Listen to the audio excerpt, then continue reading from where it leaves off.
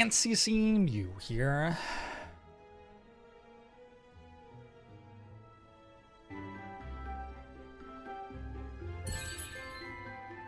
Hey London, hey Esther, happy Draco Bob. Did I say hey Onion or London? Hello London and Onion. Hey Vernash. Hey Callman, hey Buck the Worm. Hey silly name, hey Long Rain, hey Butlow. Hey C McG, thanks for the 7 months. And Butlow, thanks for the 63 months. Hey J Con. So how I've been doing this? I mean, I've done it 1 time so far. My Ironclad run, every card reward in Act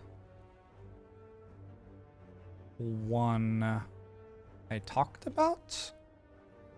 And I talked about them while attaching them to concepts, which I then also wrote about. Holy shit, I wrote a lot. Holy shit. That's actually a significant amount of text, huh? So today, I'm gonna do the same sort of thing with the Silent Run. So I haven't done like all the Ironclad cards, I've only done like half of them. And it took me like 3 hours to get through Act 1. But that's like kind of fine, I'll just like kind of work on it, and in total it's probably like 30 hours worth of writing or something. Telmonius Ajax, thanks for the 64 months. Smash You, thanks for the 29 months. Jorbs, try not to write a book challenge. Already failed. It'd be kind of nice to be able to get through that super elite and then kill 4 elites this act. What does the whale have? Oof.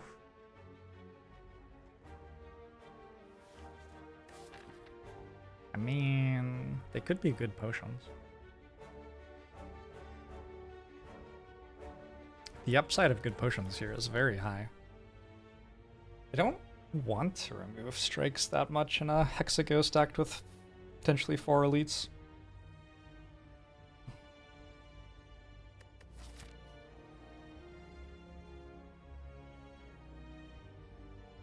There's also a bailout. I can go this way and still get 3 elites. Although, sure feels like 2 potions wouldn't be enough to do that. Huh. Another close spot. I want to try the potions because I feel less confident in my understanding of what this button does than I do in the other ones. So just try this out. Maybe it's wrong. Going for it is not meant to imply that I have ascertained with certainty that it's right. It's more just like, this seems fun to try. Tunsley, thanks for the 63 months! I mostly know what happens if I do this too, to be honest. I think it's probably worse than taking a card remove and going the right path. So with these potions, we take Sneaky Strike, I think.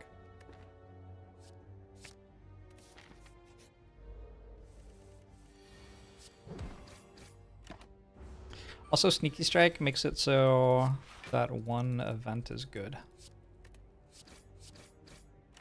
One where if you have an attack with 10 damage on it, it does extra stuff for you.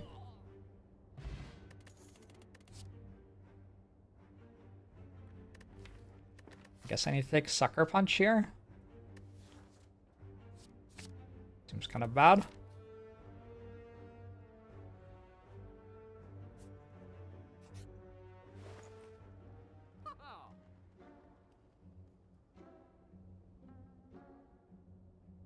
Okay.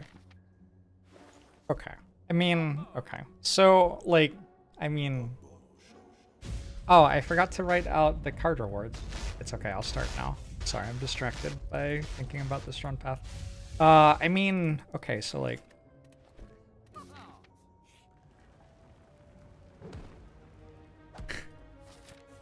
I mean... The thing is, it's right. So...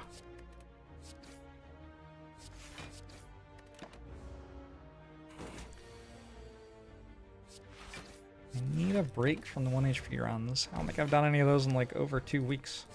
Gotta get with the times.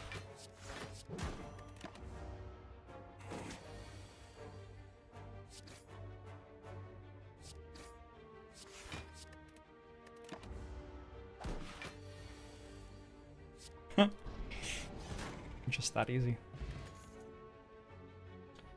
Alright, I have to take a card here. So we need to log on the wrong account to edit this.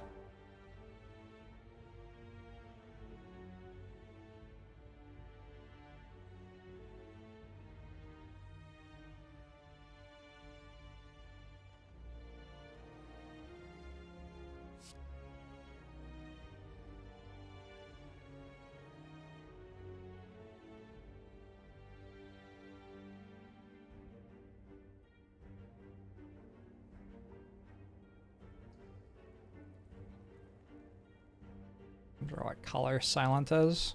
That one probably? Yeah, that seems right. Alright. We don't care about this yet. How did I set this up on Ironclad? Description upgraded, and then analysis.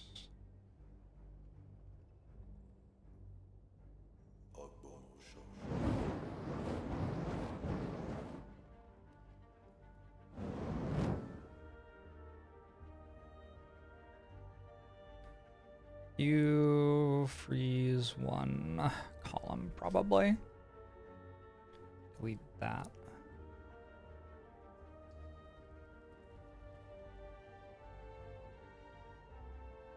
All right, cool. Let's get started.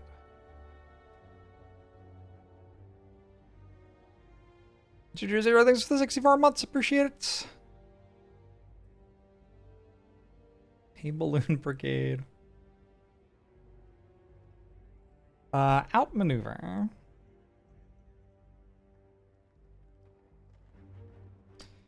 So, it is possible to pick this card.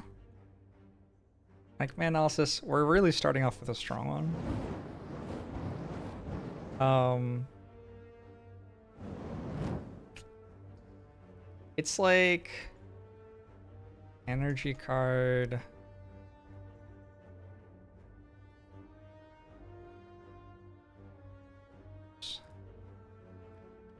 It's a D- energy card.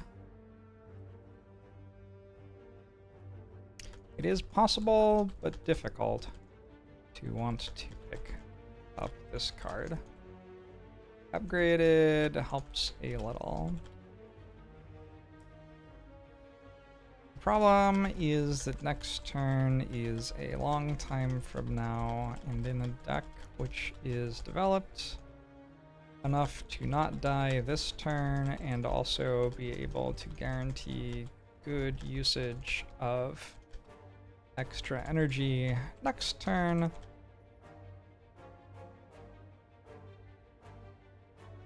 You are hopefully playing cards much better than outmaneuver.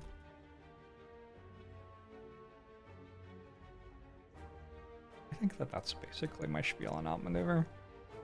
Had some solid outmaneuver runs though. Ironclad analysis tab was a lot bigger.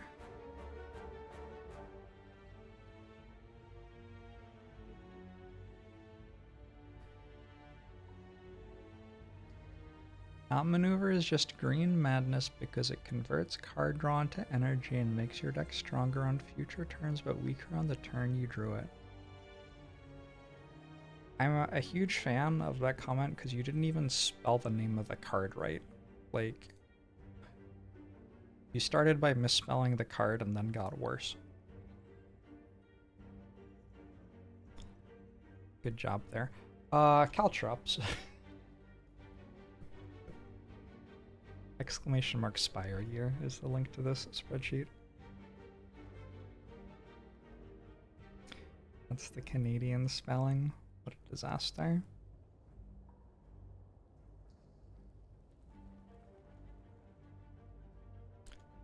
Caltrops is a weak scaling power. It's a silver bullet against multi-attack. That's kind of it.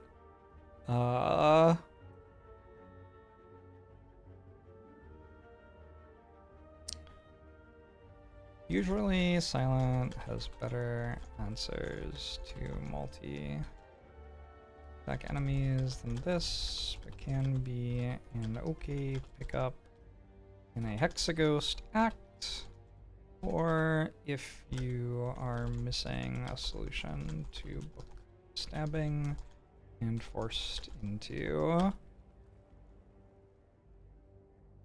Act 2 elites with poor potions. In general, silent has access to much better healing powers.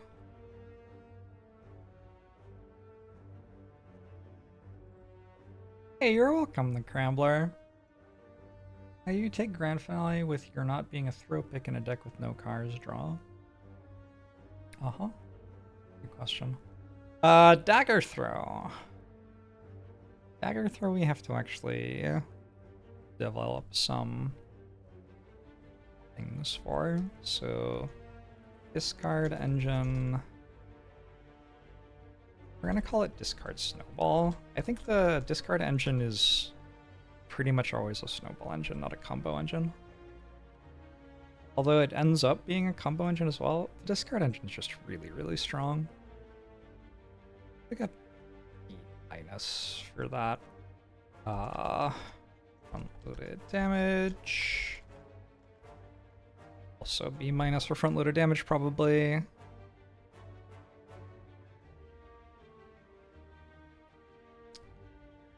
Excellent. Enabler for silence. Discard synergies, which have good output through the entire run. Good and flexible output. Usually you're picking this up as a damage common early in the game over other options, opening up easier transitions into a fuller discard synergy structure. Alright, let's talk about discard synergy.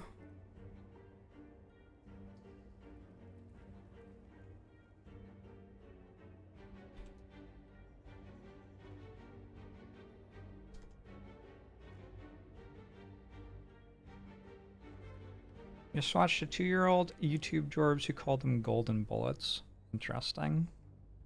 Why did I call them golden bullets instead of silver bullets? Like, isn't the reference to how silver bullets kill werewolves? What the fuck is 2-year-old Jorbs talking about? Anyway.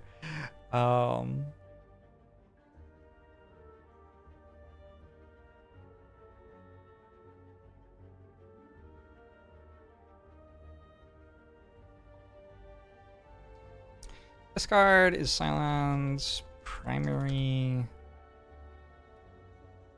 engine on 2.0 and later balance patches.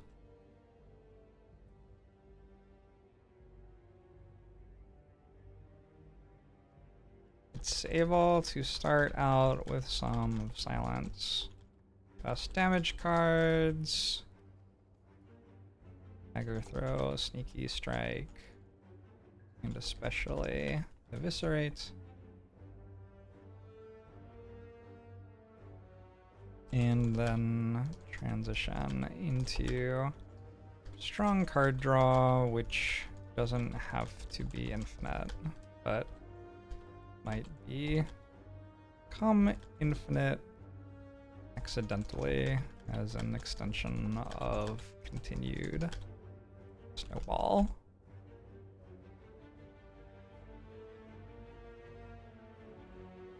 Acrobatics is pickable on floor 1, in my opinion, and bold with calculated gamble And Tactician can add tremendous tempo to any silent deck.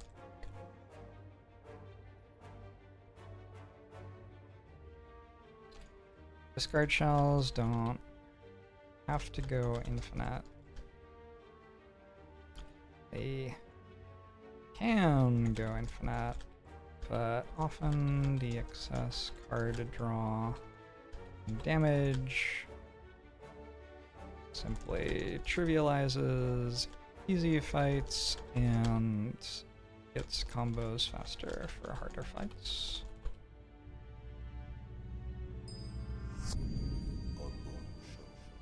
Watching early Jorbs is an experience. Oh, like young Jorbs? I think I'm thinking Caltrops, because Hexaghost. Also, like, fighting against Lagavulin.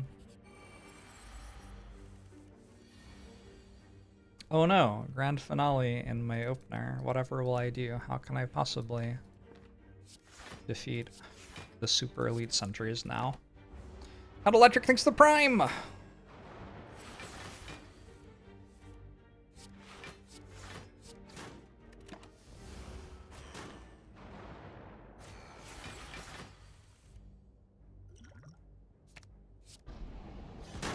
Cool.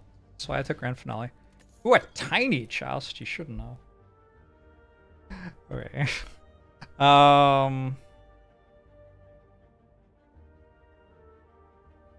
Sucker Punch.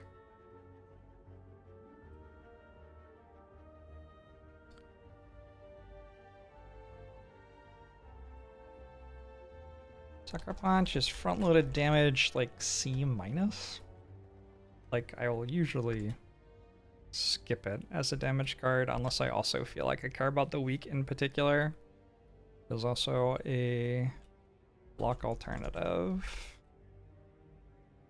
D+. Weak. Let's see what I did there. Damage option for early game, which can also sometimes picked up late game in, for example, a run with Super Crane and no non-neutralized sources of weak yet.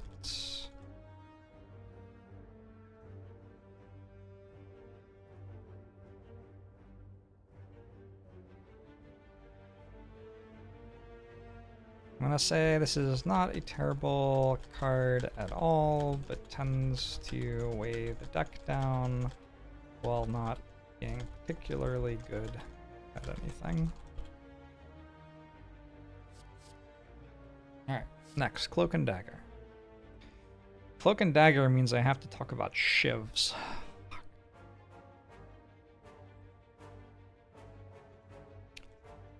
It's a bad block card. Like a D+ block card, and Frumped. Front-loaded damage C-. I mean, that's too much to give it for front-loaded damage, to be honest. A D for front-loaded damage, actually. Because you want block and damage early game, this is an okay pickup in some Act 1s.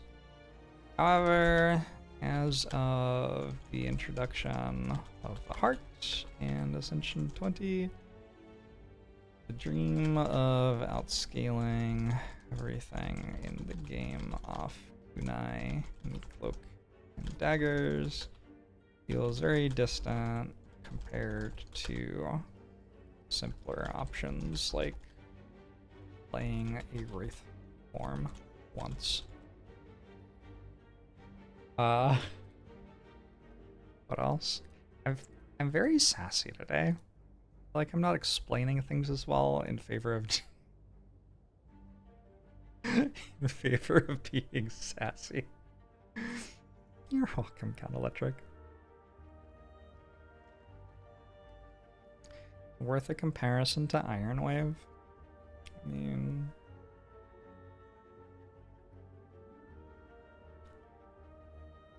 Sure. No, this card lacks several upsides. Iron Wave. It's a skill instead of an attack. And it's on a character without much access to strength.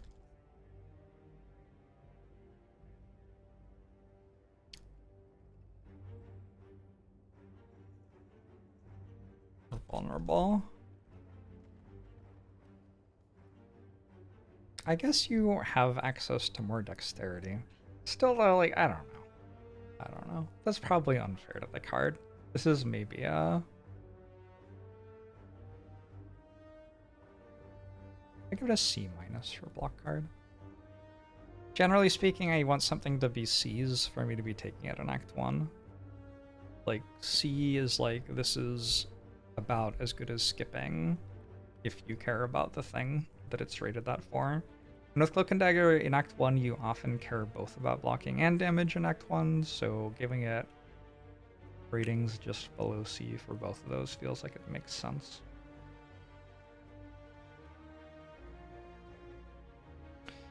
Alright, we also have to introduce shivs, which I'm actually going to call card spam.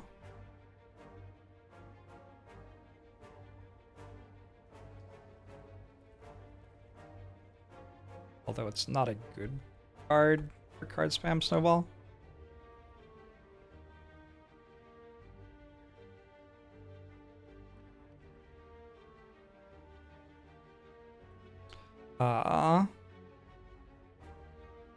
Some overlap with discard,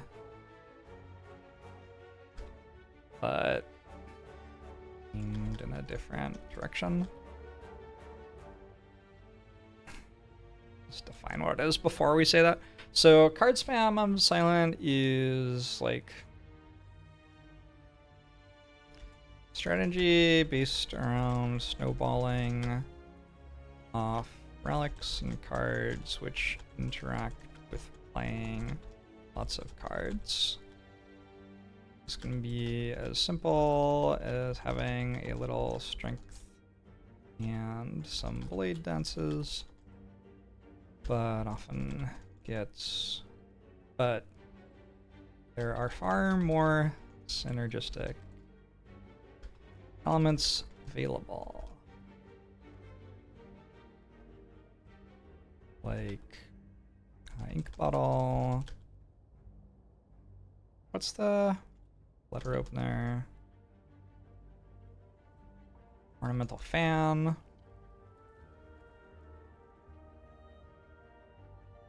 House of Cuts.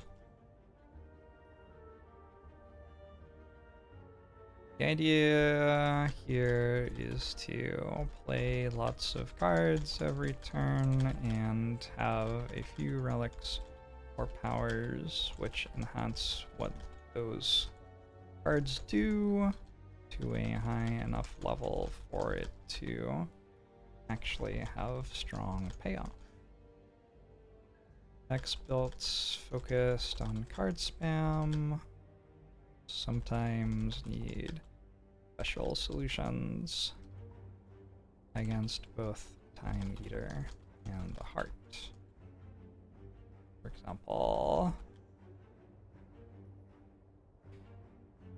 card spam deck with lots of card draw might be able to add a bouncing flask and catalyst to the 35 other cards it might have, perhaps already including a burst, and all of a sudden it has enough damage for those fights.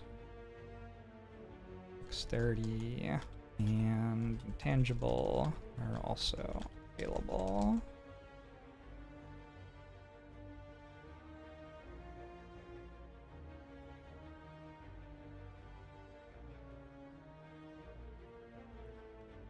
You don't need a special solution to the heart if you die to the Time Eater.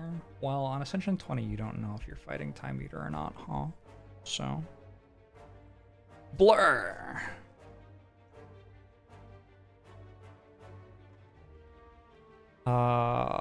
Ooh. I think I should call this some sort of mechanic. There's some sort of block scaling thing going on here with dexterity. You just call it dexterity snowball? Yeah, probably. I don't know. Silent strategic space is a lot more complicated than Ironclads, I think. This is probably going to keep on being true. Well, no, because Watcher only has like 6 cards, so Watch will be pretty easy. I don't know. I don't know, actually. The character's strategic spaces might just get more and more complex. That's probably true. Huh. Uh-oh.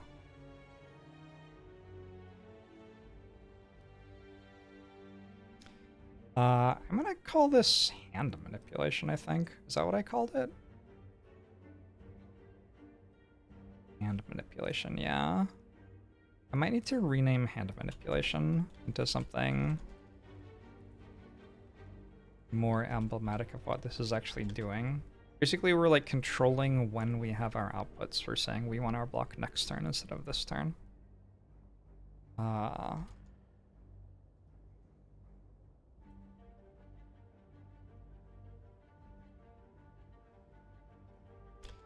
Very pickable card, which doesn't quite make the cut unless it has one of several.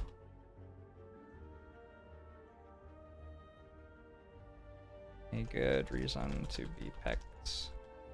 That said, there are several good reasons to pick it. And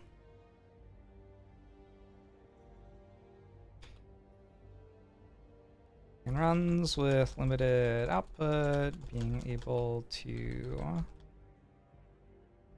With limited output and good hand control, being able to save up block over the course of 2 turns to survive a big attack is often a big deal.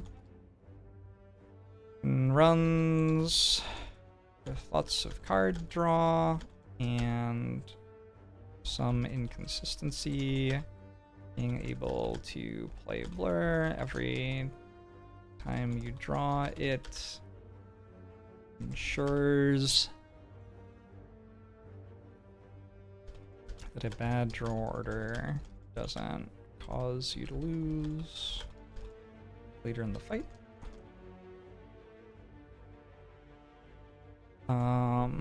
When else do you take a Blur?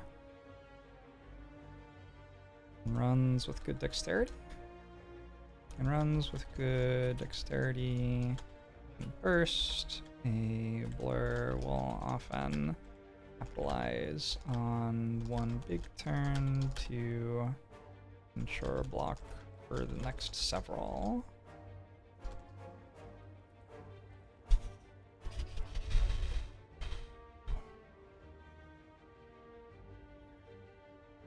Nice with boat relics. Ooh, I like that.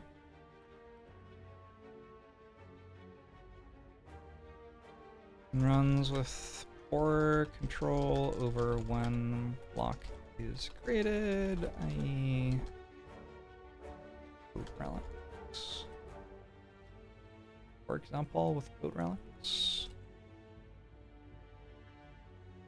Blur can increase your chances of using your block effectively. And we have to define a dexterity snowball.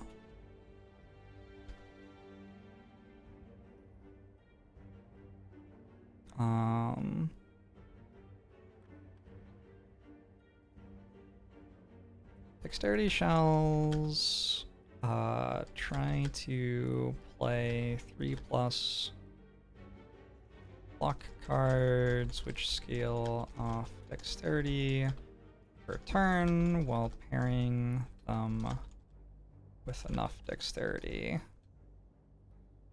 for them to block for 40+.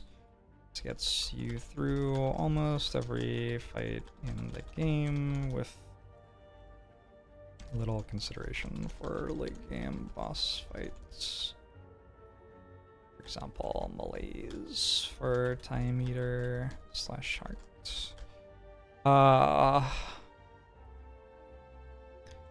Sometimes struggle against faster fights like Reptimancer,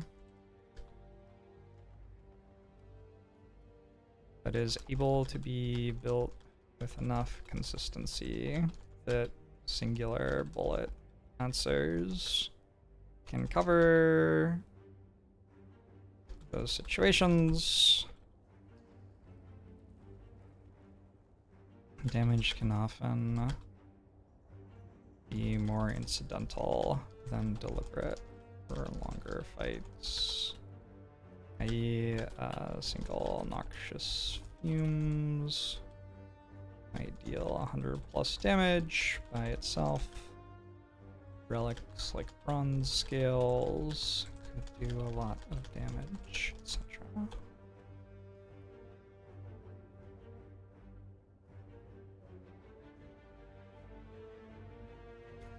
That said, there are some fights in the game which hard counter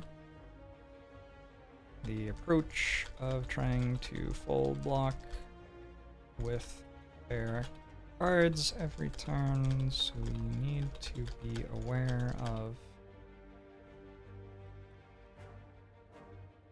where your deck is weak and make sure you're solving fights like Kremlin Knob and Reptimancer appropriately, whether that be with potions, relics, or cards you're fast enough to draw. Rhythm logistics. How is everyone? Twitch chat. I had a long weekend. Both like I didn't work yesterday and also like my weekend was so long. Like yesterday was my weekend day. I worked on Sunday basically because I run community games on Sundays. I don't think I want any of these cards. Actually, yeah, I didn't take Dagger Throw. So if I take one of these cards, I lose the 5 and 17 chance that Grand Finale goes off in the next Elite fight, which doesn't feel like a thing I want to lose right now. A little bit concerned that I'm just dead, for what it's worth. This thing, Tiny Chest, maybe not the thing that I needed. They were good games? They were. You're enjoying my commentary while flossing. Nice. Okay, so there's a 1 in 5 that I get Grand Finale here. Damn. That is really too bad. Because not only did I not get Grand Finale, but also I didn't Distilled Chaos for extra damage on the off chance that I would.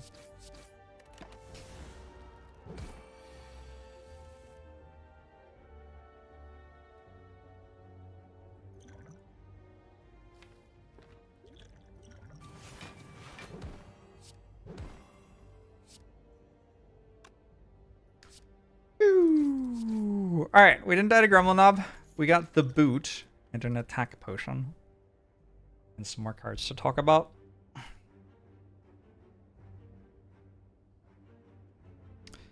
Acrobatics. Card draw. It's like S- card draw, I think. Discard Snowball.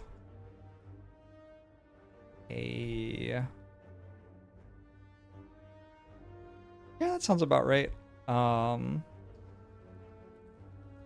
Perhaps the strongest common in the game. What were the games on Sunday? I played a lot of, I think it's called Daybreak. Is that right? Which is a like cooperative engine building game that kind of like models climate change action. Solution solving. Oh, it was fun. Some other people played Wormspan.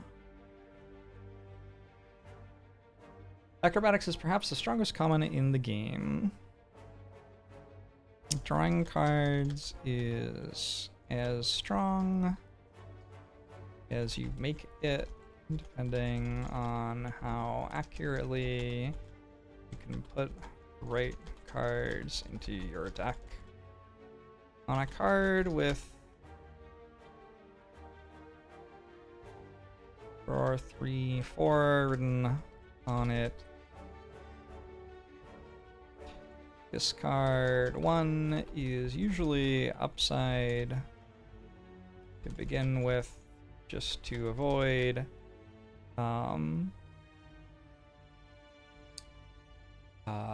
getting stuck on max hand size as you run through your deck.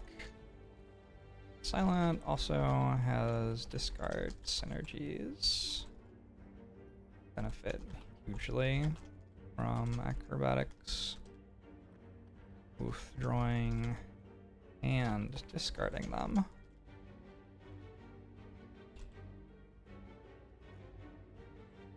One of the few cards in the game that I consider pickable on floor 1, despite it not having any damage or block on it. I think that's probably true. I don't pick many cards on floor 1 that don't deal damage or block, do I? I guess like Battle Trance.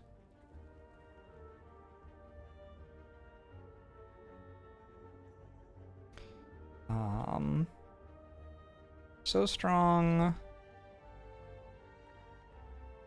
that it's possible to have too many copies of it just because it's so good at solving the problem it solves. Practice will help you understand whether a deck needs a fourth, a third, / fourth copy of acrobatics, or whether it's already drawing its cards well enough and is just hindered by having even more card draw. Well, you can't get offered adrenaline on floor 1, so like none of the rares get offered to you on floor 1. How is that for me and for people in chat who go to the games? How does that compare to or complement the regular streamer gig?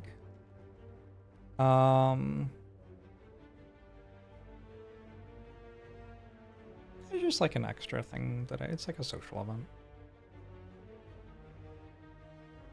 I think everyone who comes just has a good time playing games.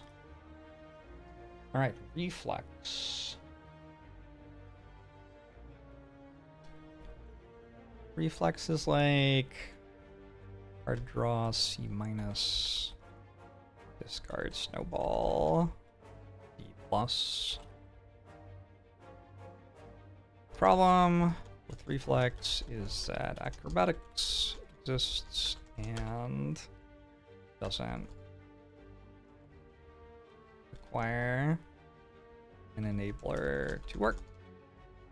Reflex will rarely be the best card draw option in decks with heavy access to discard effects,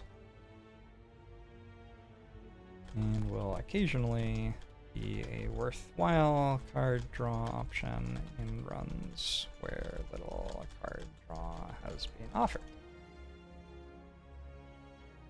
However, its exposure to variance hurts particularly much on a card draw card, since card draw is one of the main ways to reduce variance.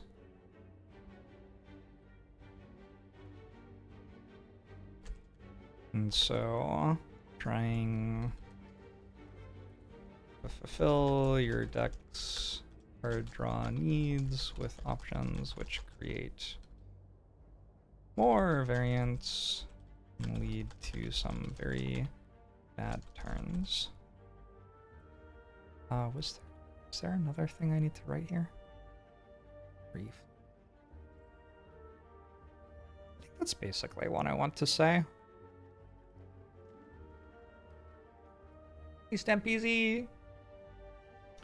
Quick slash.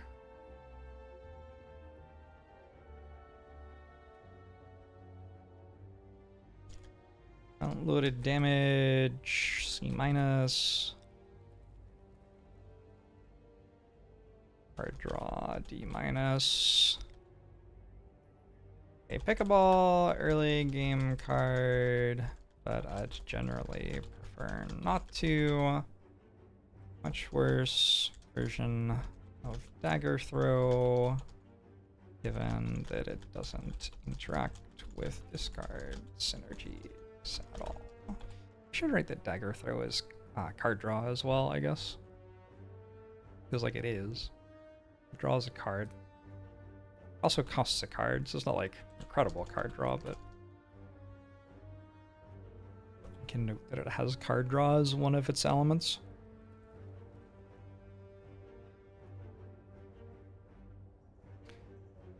Any card I'd consider S tier and front-loaded damage. Emokinesis.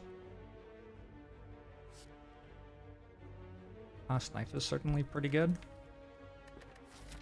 I mean, I think we're taking Acro here. I already have a Sneaky Strike plus. Seems pretty good. Unfortunate.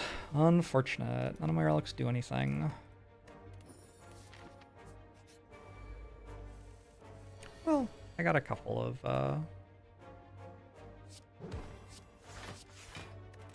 elite fights done.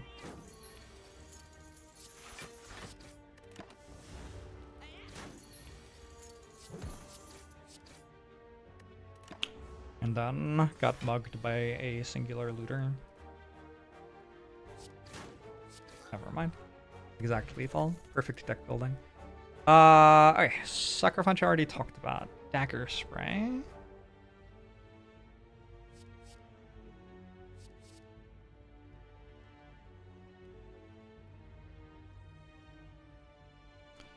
I stated that Cloak and Dagger is a skill instead of an attack. Any argument that it is one of each? I mean, we could read it. Because it's a skill. Rarity common cost 1. Good conversation. No, I mean, I take your meaning. I think I mentioned that it was usable in card spam, which is basically what the consequence of it having a shiv attached to it is. Dagger Spray is decent front-loaded damage. That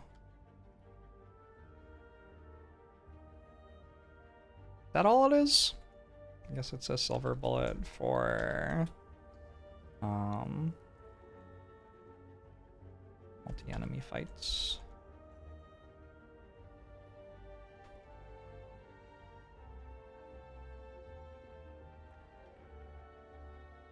I should also maybe note that it's strength scaling.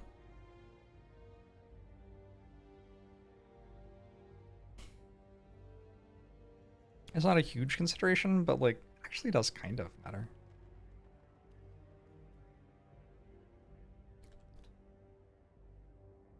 I do have the boot. It's true.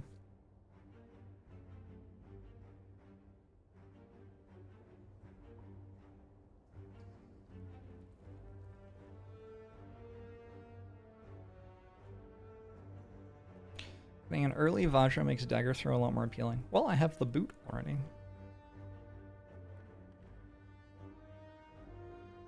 Certainly getting an early Vajra makes any common attack more appealing, though. And Dagger Spray a little bit more than others. I'm gonna rate, like, especially birds. The interaction between Dagger Spray and the birds fight is actually, like quite significant. Birds can, like, deal a deck 30 damage. And have that damage reduced by like 15 by the deck having a dagger spray in it or something. It's a very, very, very hard counter to one particular fight in the game. Zephyr is here to yowl at us.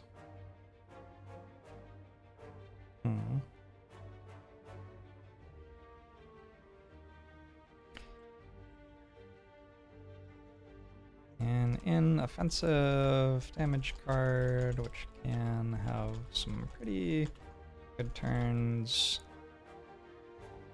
in Act 1 and 2, but which isn't likely to be relied on for much past there. I don't think there's really that much more to say about dagger spray, is there? I have to decide where I'm taking it. I think I probably am.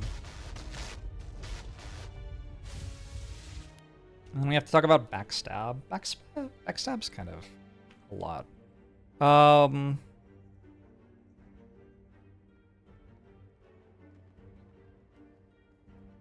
think I'm gonna talk about what innate means in a glossary entry,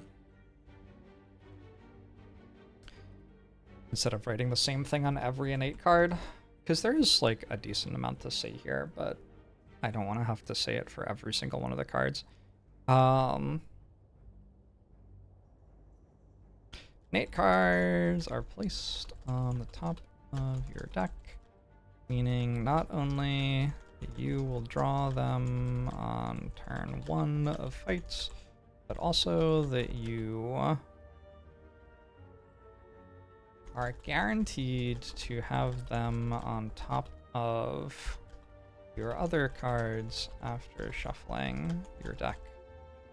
That means they count double. That essentially means that they count double for math on how long it will take you to draw your best cards, whatever they may be, compared to non-innate cards. As such, innate can be a benefit or a drawback, depending on how important it is to have the innate cards in your hand turn 1 and how many other cards it is important for you to draw. Something like that. That's probably the thing to say.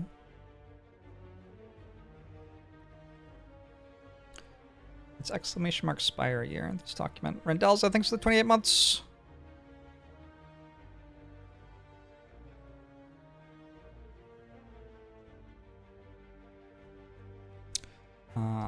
Front-loaded damage. It's like an A- or something, probably, for front-loaded damage. And that's it, right? Excellent front-loaded damage, which suffers from slowing you down later in the game. Can be sensible to take this early game and then remove it later in the run. At some point, it may even become worse than strikes are, depending on your deck.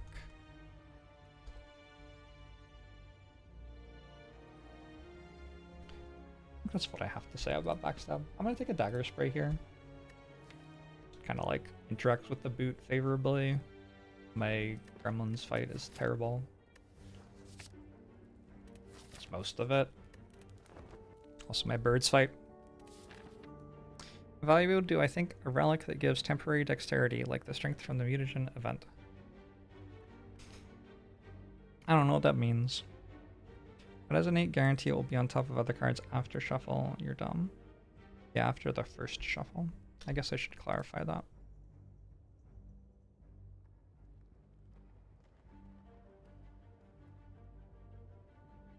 Or the first turn of... Alright, I fixed it. I have found a serpent.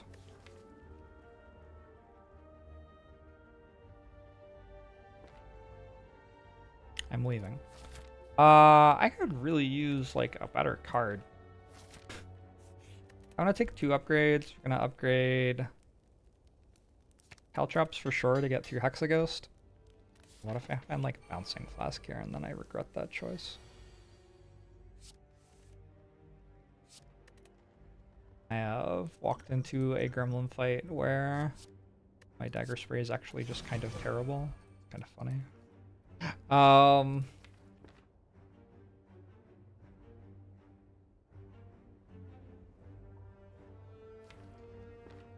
Yeah, I mean, it's terrible. I don't know. I don't know what to say. Can't play it.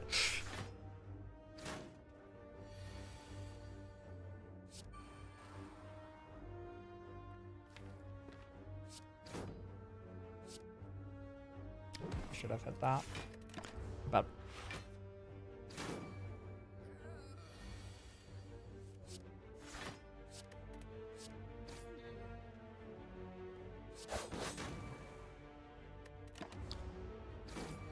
alright. Still took 0. Predator, Prepared, and Bane. What is going on with my deck right now? It does not feel like a very good deck. I like invested heavily in killing those elites. And when you do that, like you have to get a payoff for doing it or else you're weaker than you would have been if you just like built your deck well. And I sure didn't get anything from killing the elites. So now I guess we're here.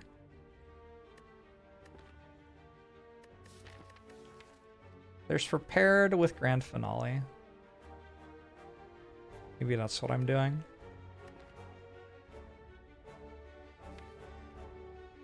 Prepared is actually not a bad card. I don't want Snecko Eye here, I don't think. Yeah, I don't think I ever want Snecko Eye here. I have added 0 block to my deck. Unless you count Sucker Punch. Unless you count Regal Pillow.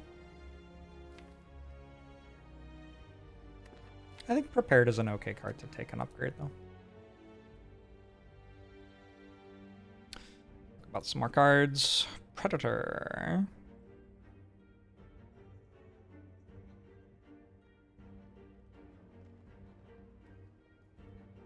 It's like a C+ for front-loaded damage, I want to say. Card draw. Like a C- for card draw, probably.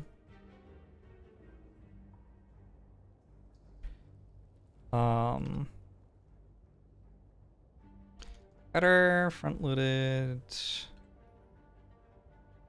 damage than you might expect because of the low mana curve of silent damage cards, especially in her starter deck. Whoa, that's not the word starter. Starter deck. Started writing strategy, I think.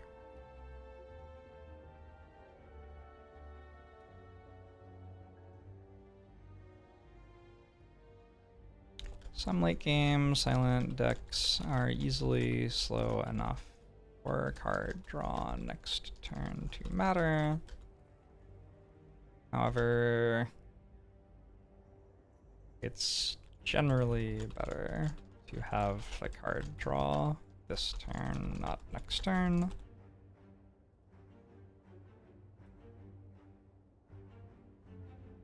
I think that's probably all I have to say about Predator. There's stuff to consider about it, like, I mean, basically the fact that it costs 2 matters for a bunch of different things, but that's, like, I already said that here. I'll say it more explicitly here. Having a damage card that costs 2 and deals 15 is nice for taking advantage of quite a few different potions, relics, Echo Eye, And even sometimes relevant in events. Low mana curve, what is this magic? Oh shit. I have to write energy, not mana. My bad. My bad. Alright, prepared. Prepared is card draw C. Discard snowball C plus. Needs upgrade. Excellent. Enabler for discard synergies and worth upgrading early to smooth out deck draws. My cats are having bath time. Oh my god, they're so cute. Zephyr, don't bite her. They stopped being cute like immediately. I looked over and was like, oh, they're so cute. And then Zephyr started biting Xenia. What the hell? I'm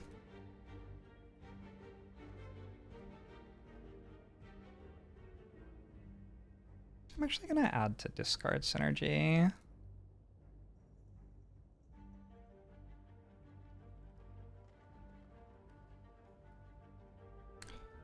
I tend to aim for something in the vicinity of 1 backflip, 3 acrobatics, 2 prepared, plus 2 tactician, plus as many calculated gambles as are offered, and whatever other cards get offered, so I have something to actually play.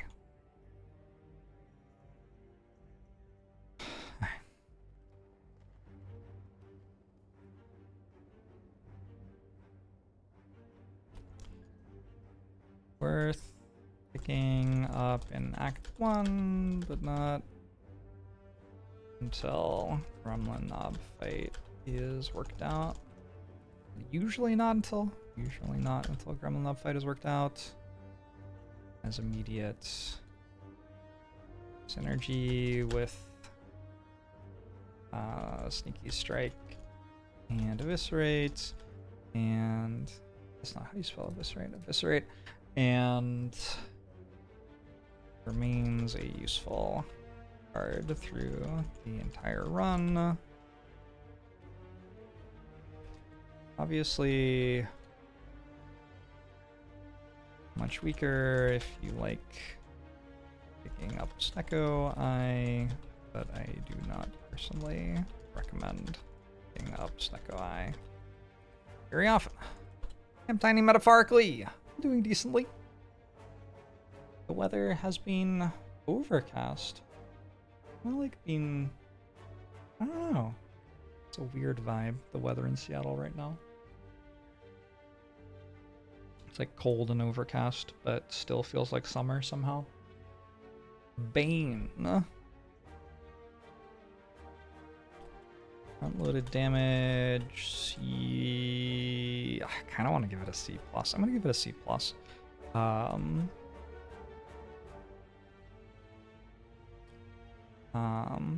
Wait. I guess we should give it variance as well. Quite good damage if enabled, but hard to put together.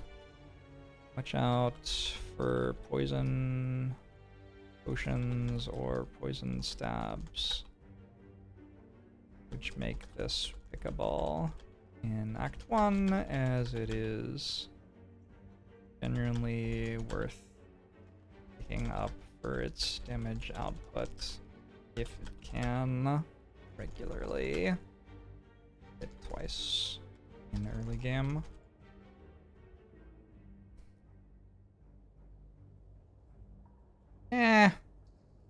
I guess we give it a front-loaded damage C-. since by default we're not taking it, but it may happen. Where would I put prepared on upgrade priority? Oh, I was gonna say needs upgrade. Oh, I did say needs upgrade. Where would I put it on upgrade priority if it even makes sense to talk about that without deck context? I mean, that it just needs upgrade. The reason I upgrade prepared is that getting +1 card draw out of your upgrades is really good. That's mostly why I upgrade prepared. Alright, so we have taken prepared, we have upgraded prepared. Upgrading dagger throw is not very sensible when I already have the boot. Upgrading neutralize is less exciting when I have the boot. Believe it or not, it's like 1 less damage. Upgrading grand finale is very optimistic. If I'm gonna choose between a card draw card to upgrade, I'd rather prepared than acrobatics.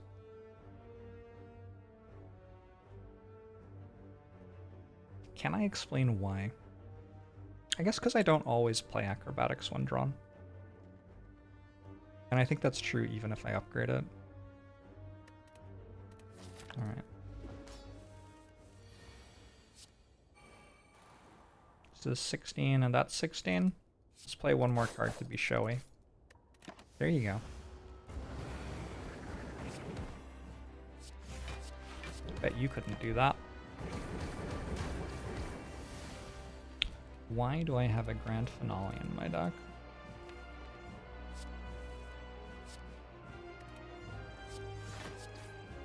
I wanted to win the run.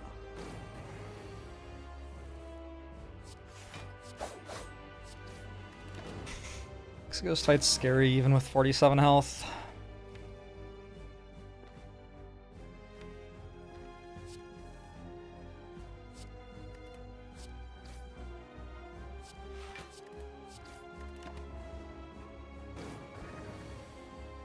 Why do I have a grand finale in my deck? Embarrassing. Embarrassing question.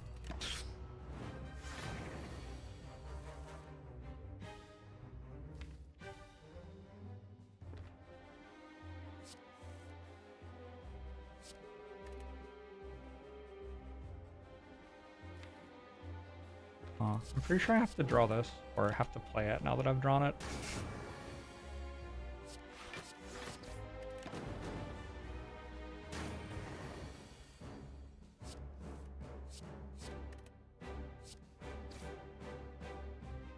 Oh my god. I'm dead by fucking 1 HP. 1 damage. I'm dead by 1 damage. That's very upsetting.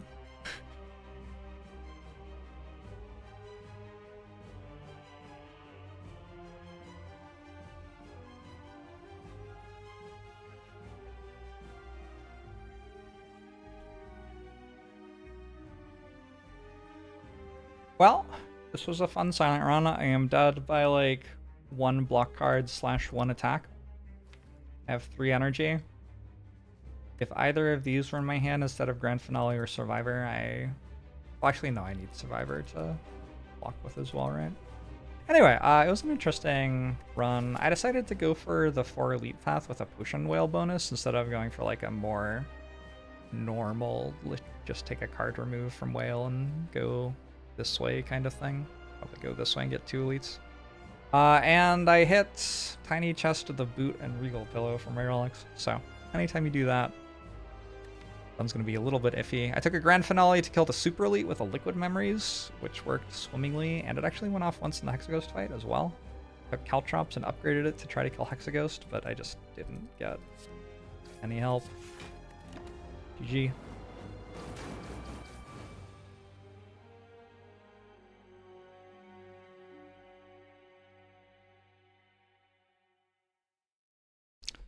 Silent has died on floor 16.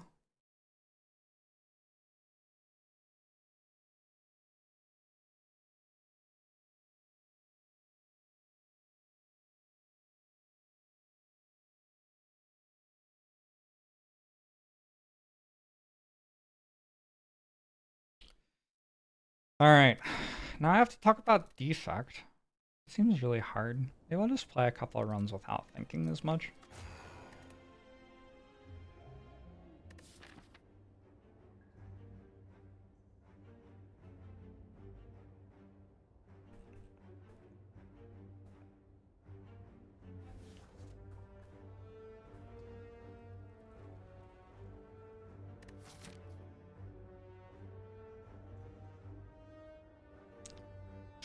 This act's kind of terrible unless I can do this, which I don't think I can do.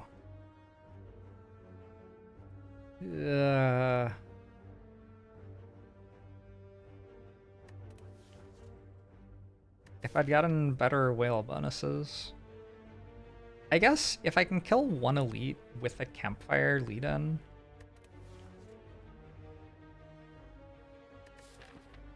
I actually have an okay act.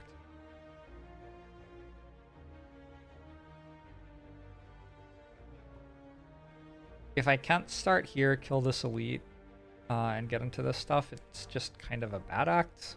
I guess there's 100 gold and go here, but then there's no real payoff. Like, go this way and double store, which I don't want to do. Go this way and get 2 elites into second store, which again, I don't really want to do. Also, this is just way too many hallway fights. There's too many hallway fights everywhere, though. Transforming 2 for 18 damage. I think defect cards are too awkward to do that. Like, defect's card pool is pretty good, but a lot of the cards don't start working until Act 2.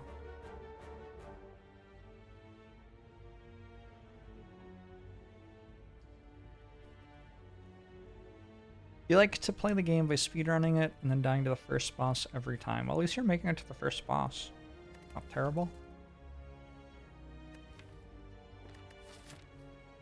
Yeah, I think I just take 100 gold instead of removing a card.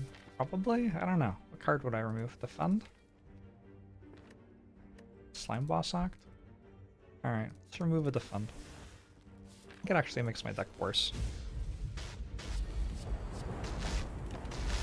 The immediate fights. But I drew well for this one, so it's okay.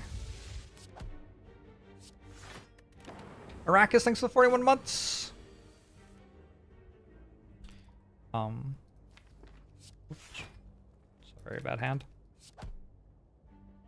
I guess it wasn't worth it for me to save 1 health last turn. I find that kind of hard to believe. Okay, Fire Potion is actually huge. Fire Potion is such a big deal. Hello, world. How do you even...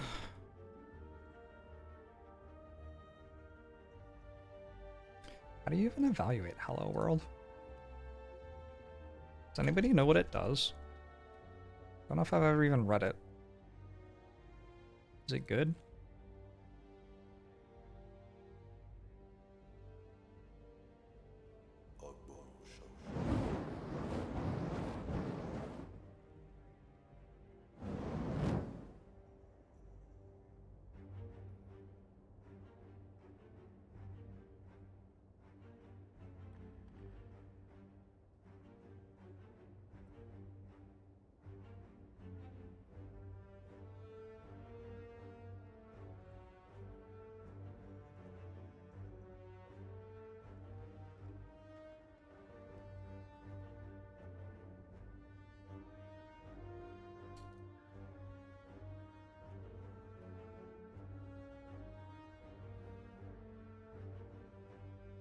Alright, hello world. Antelope, thanks for 47 months. You decide to increase your skill by asking what would JORBS do before every play based on your win rate. I'm not very good at the game. Oh no. My Twitch Go Live notification still says Frosthaven. Yeah, I can't fix that with how I'm streaming. So I'm just not going to. Sorry. I think Hello World is a scaling power T minus. Probably like D.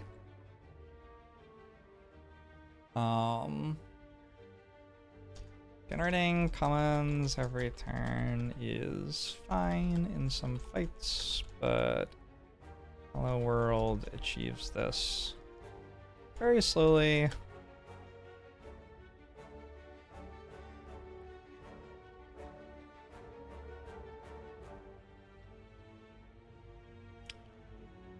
Consider picking it up for a bad Lagavulin fight or Hexaghost fight, but usually it's a safe skip. Alright, white noise. Fuck, how do you analyze white noise? I think I call this like a scaling power C minus. And variance.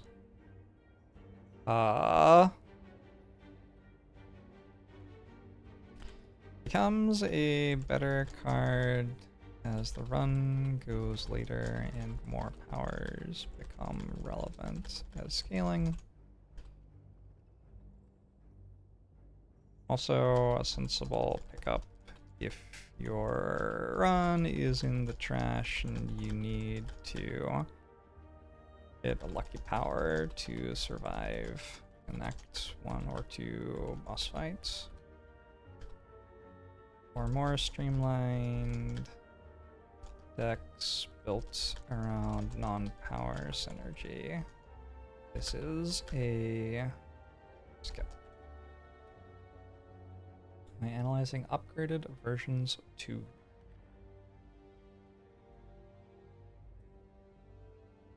Like separately? Sweeping beam. Not loaded damage C minus. Hard draw D. No K pickup if no other damage options exist, but much less exciting. And defects, stronger damage cards. I have so much less to say about defect cards than I have to say about other character cards. I feel like defect's so complicated, but also most of defect's shit just doesn't work. So like mostly you just only take it if your run is shit, and the rest of the time you build like 1 of 2 things.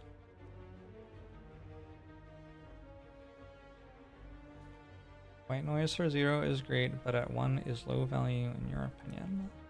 Well, I mean, one of them costs 1 less energy than the other. I feel like that's pretty straightforward without me having to write it.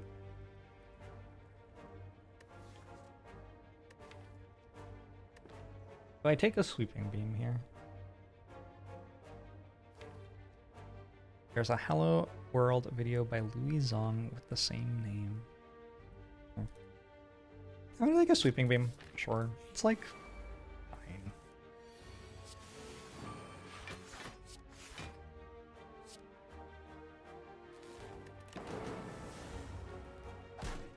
Is it good? Not really. Alright. Steam barrier. Block card. I can see minus strength block card.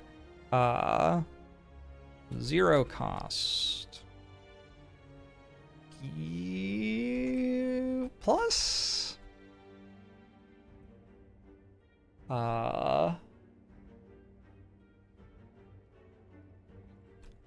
Unterrible pickup if you end up with excess card draw before your block is worked out, but will tend to be outshone by force field later in the game.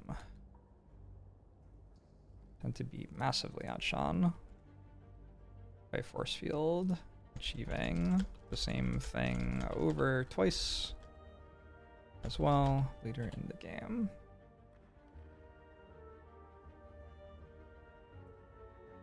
We should define 0 cost.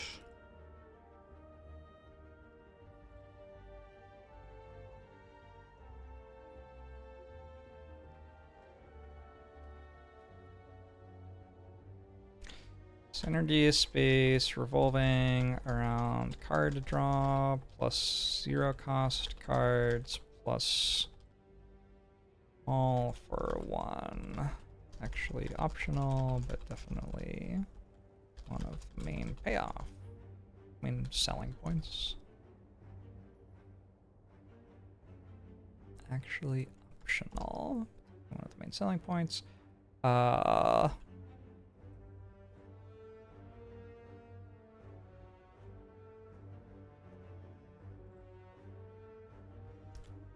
Claw can work as damage here, but it's unnecessary. What? Why did the cursor just go over there? What button did I press? The basic idea is that card draw plus decent zero cost cards is already strong, and adding all for one creates a burst of excess value, which can push it over inflection points into being strong enough to survive several fights.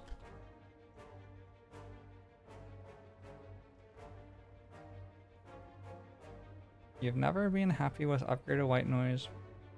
You've been happy with upgraded white noise, but never without. I mean, that just sounds like you are very insensitive to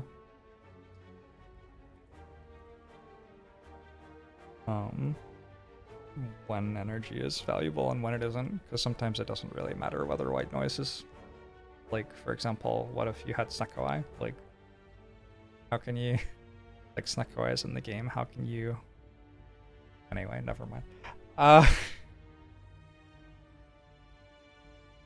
Alright, go for the eyes.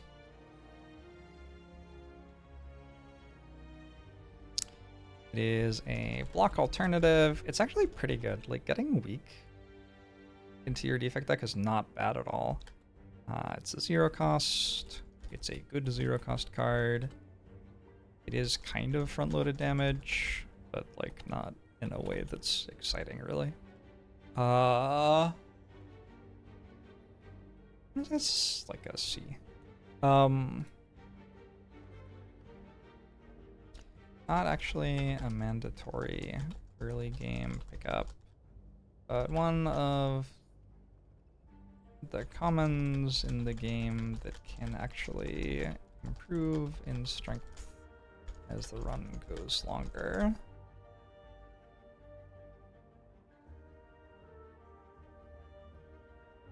Tends to improve early game fights, not by a huge amount and at the cost of one chaff card in late game decks which don't want it.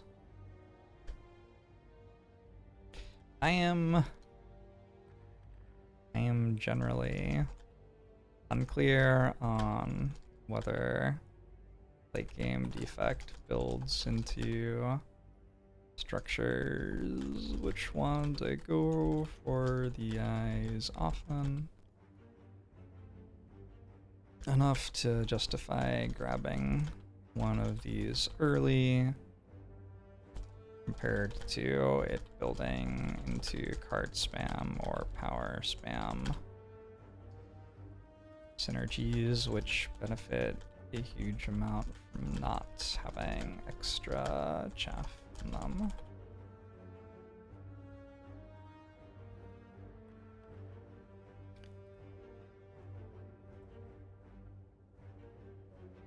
How do I structure this in a way that's more useful? Nobody cares what I think. Also, I should just pretend to be certain about everything, because people are going to read this and they're going to want to feel like they're in safe hands. Value depends on whether you tend to build into structures which want a go for the eyes often enough to justify grabbing one of these early. For example, what do I call the aggregate defect synergy package? Usually I call it like pile. Pile synergies.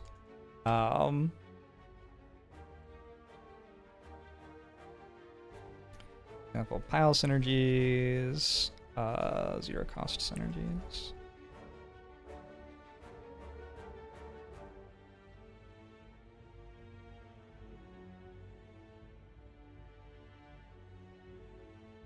Nothing going Crescent method. Do I plan on playing Slay the Spire 2 when it comes out? That feels like a very silly question. Alright, cold snap.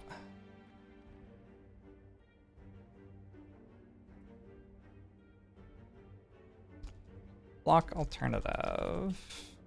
C plus. Unload it, damage. C. And frost. Snowball. It's funny. C. Good. Early game common. Which can be a relevant enabler for frost synergies. Late game, although cool-headed and glacier are both much more appealing options if they are available. The first one's so good, why would I play the second one? I mean, yeah. You're not wrong.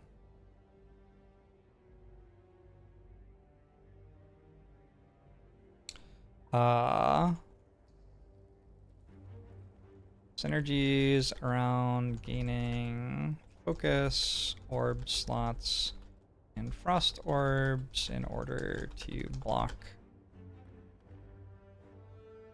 In order to outblock almost every enemy in the game.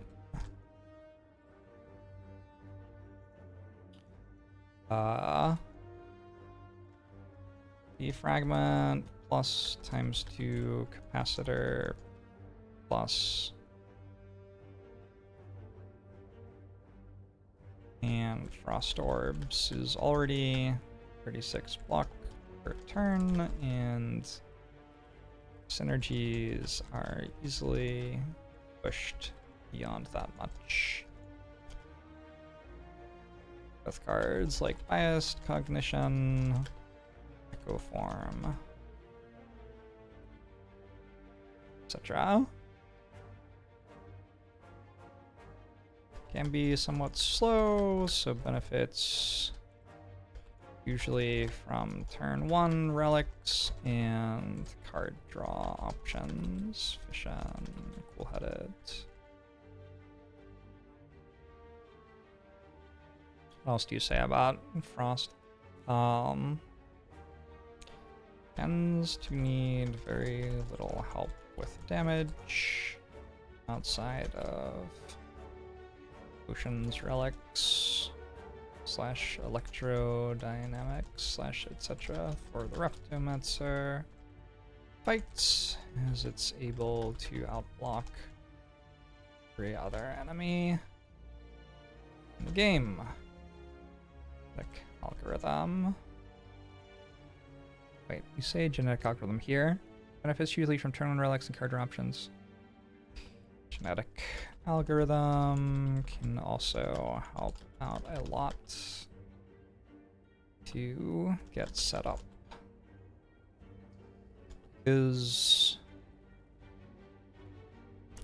apparitions are also strong here, as you're consistently blocking after the start of the fight, so low max HP is less dangerous than otherwise might be.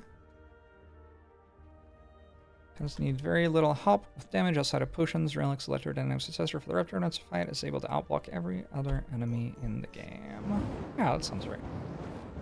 Alright, so having read on all that, I think I take full stop. Straightforward. How important is artifact stripping on defect? You either go for it or you don't. If you do go for it, it's largely so you can apply weak. So like using go for the eyes as artifact stripping is actually kind of backwards. It's more that you are artifact stripping in order to use go for the eyes. Am I not gonna try and knock on coffin?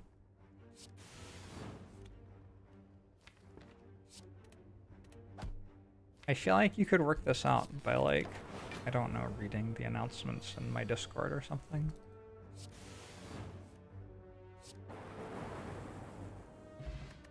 for watching my stream. Good fight, good fight. Took 0, I believe. Heat sinks.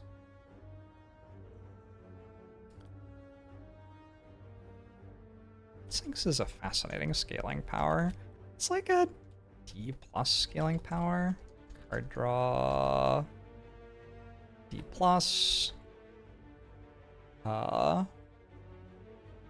Watch out for Mummified Hand in particular as a massive boost to the strength. Discard. Mummified Hand plus Heat Sinks is sort of an entire synergy space on its own. Like, I literally streamed that game the last time I streamed. He asserted Saffron. I excel at gaming. Thanks, Dog Barker. I'm doing this for colorless cards as well. Why not? Not at the moment, though.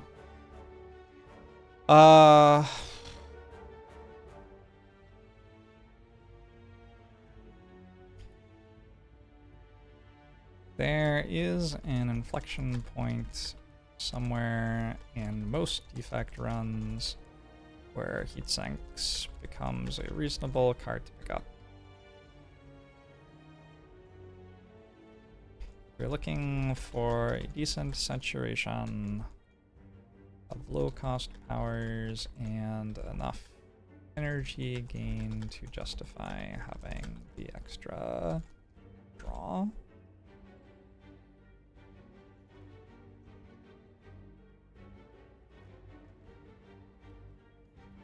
That said, a lot of decks which have enough powers for Heat Sinks to be good are capable of winning without Heat Sinks anyway, so watch out for adding extra variants to draw order. Actually, does Heat Sinks have relevant variants?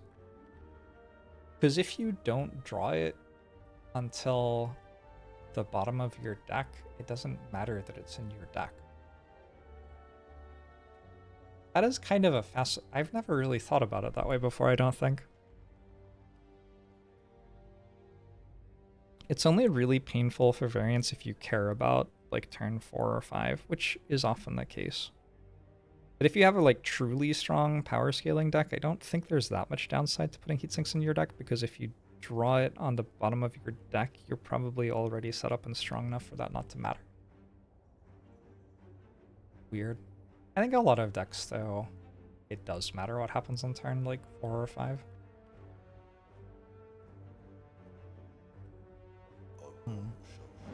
Tricky. Brian, thanks for the 69 months. Hey, and this guy flickering. I think we can note needs upgrade on this as well.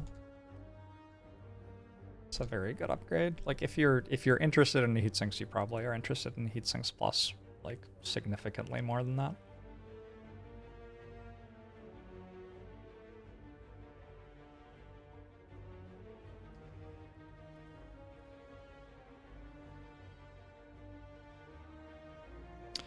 I guess, like,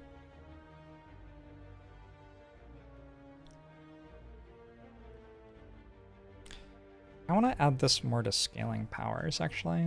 Scaling power.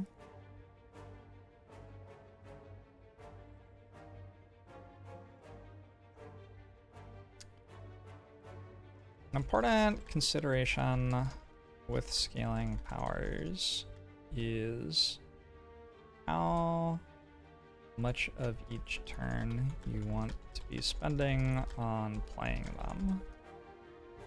Some decks fights call for spending most of your energy on blocking or attacking, making it hard to make good use of scaling powers. On the other hand, if you have help with block or attack on early turns from relics, or are fighting an enemy which spends early turns buffing / attacking for small amounts, you may want to spend almost all of your energy on scaling powers.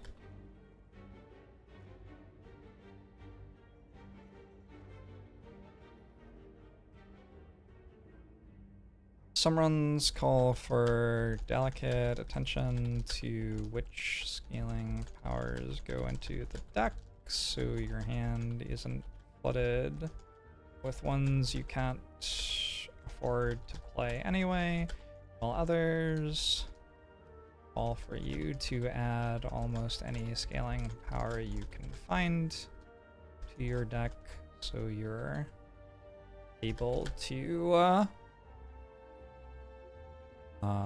beat late game boss fights after your early game cards / relics get you through Act 1 and 2. I think that's the thing that I want to say about heatsinks, is like, sometimes you have a deck which wants to play 5 powers, and like heatsinks would get you to be able to draw those powers faster on average, but your deck doesn't actually have the ability to spend that much energy on the powers in the early turns of the game anyway. So it's like, your 5 powers are meant to achieve something for you on turn 4 or 5, and making it so they achieve that for you on turn 2 actually just makes it so you die on turn like 1 and 2. Like, it doesn't actually, like, it would have been better to just play your other cards to survive until turn 5 and then your powers take over, than to take a heatsinks and make it so you can get everything deployed a little bit faster, but at the cost of playing your other cards, which were going to help you survive anyway.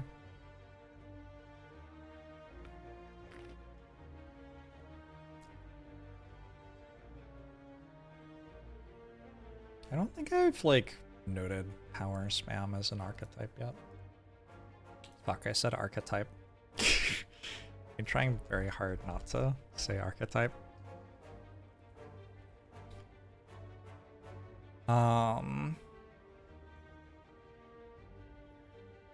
Synergies around Storm, Focus, Heatsinks. Often aided by Mummified Hand and or Bird-Faced Urn.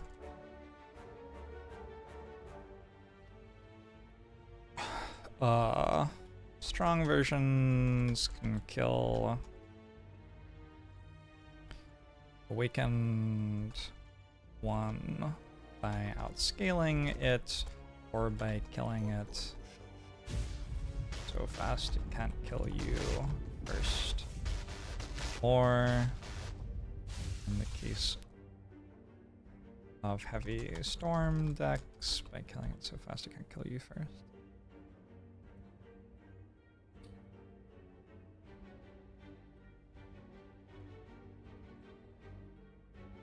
Can be awkward to assemble because many of the powers can't be taken first. You can happily take Electrodynamics or Defragment. No other powers in your deck, but it feels quite painful to take a Heatsinks or Storm in that situation.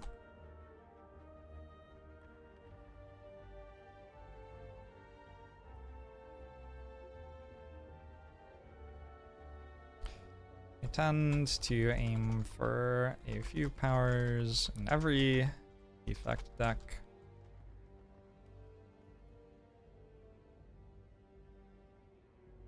As at worst, they can make a force field cost 0 to make my infinite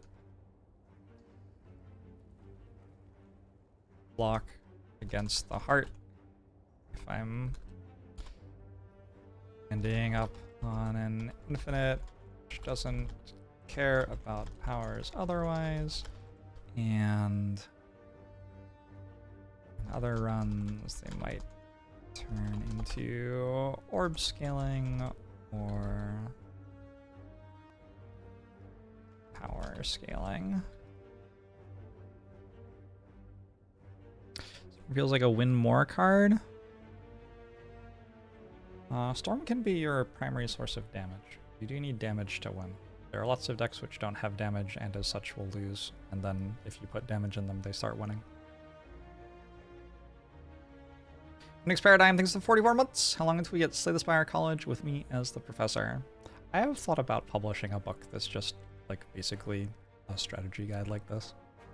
Or making a YouTube lecture series. I kind of want to make a lecture series about like what makes Slay the Spire good, because so many people make roguelikes now and they're also bad.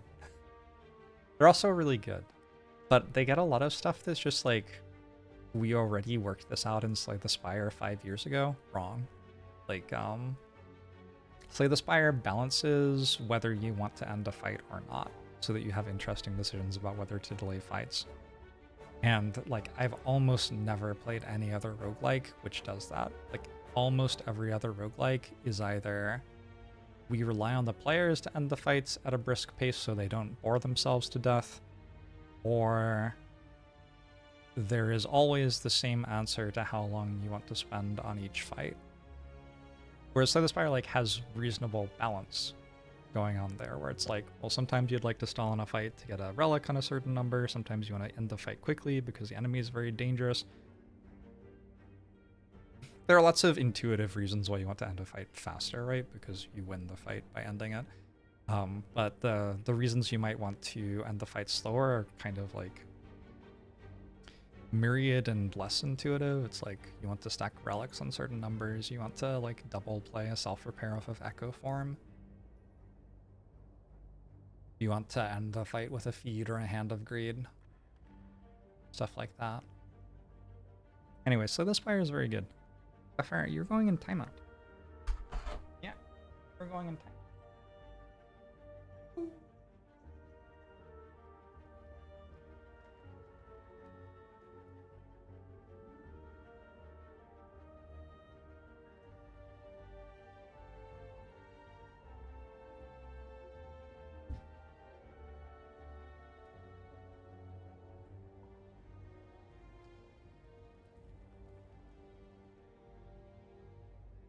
While also avoiding the need to stay in the fight for hundreds of turns. Oh yeah. Also a very big deal. A lot of roguelikes like don't understand that you have to force the player to leave at some point. In fairness, Slay the Spire has a few really degenerate stall situations in it as well. Alright. What are we up to? Did I write about heat sinks? I think I did. Aggregate. Oh god. Oh, fucking hell. Energy card. It's like an A- energy card, I want to say. It's very good. Aggregate is a very good card. Should I take Aggregate here? Am I an Aggregate main? Do I have any card draw? Kind of. I have a Sweeping Beam. I might be an Aggregate main. It's a very bad card at the moment. If I draw it on turn 1, it makes +1 energy. And at any other point in the fight, it is a curse. Sounds kind of bad.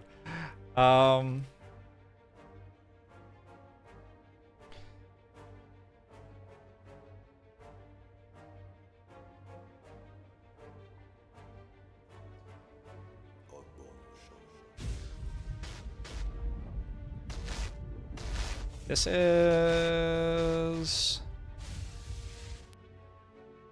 run defining card. If your deck can make aggregate, generate lots of energy, and spend all of that energy, it will usually win the fight shortly afterward. Unless it is very poorly built for whatever fight you're in. i.e. poor output per card against Time Eater or Heart.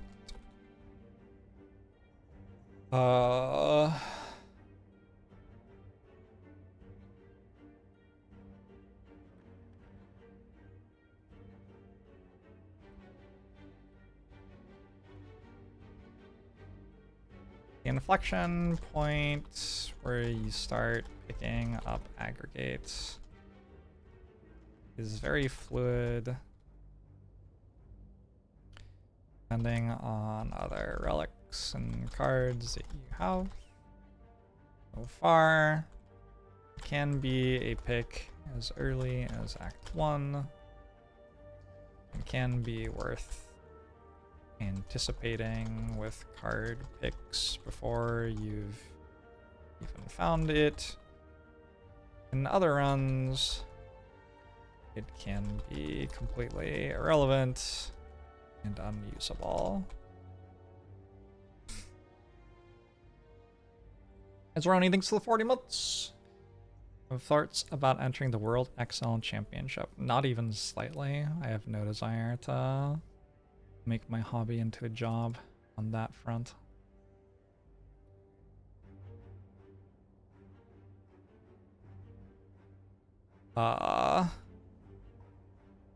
Energies around aggregate, stack, and being able to pile a large number of scaling powers into one deck without drawing all of them at the same time. 0 cost plus all for 1.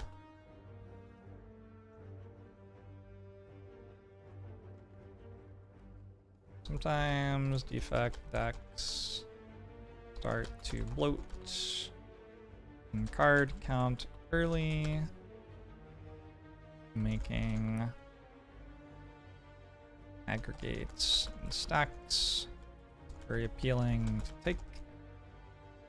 Other times they stay lean and win off of infinite strong value cards, more focused, more scaling.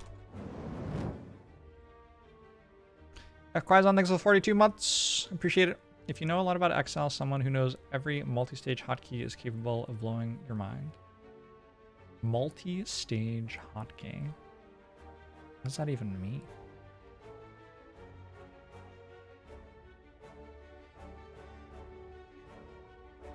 You can make buttons and spreadsheets. I'm pretty sure I knew that. Marriage.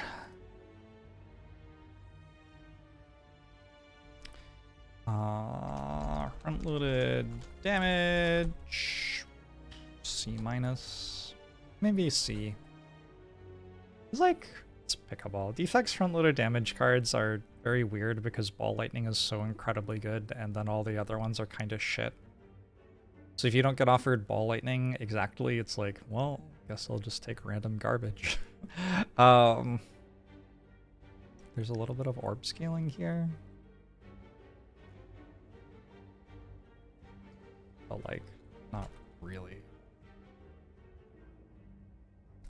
Passable early damage card, which can also turn into relevant late game damage every now and then. And runs with good orb scaling. I'm gonna call this frost scaling. I guess it's frost snowball.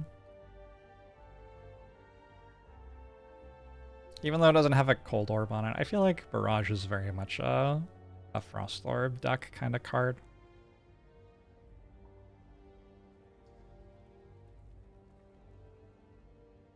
Do not recommend going out of your way to ensure you have a copy of this, but it is a non-terrible option.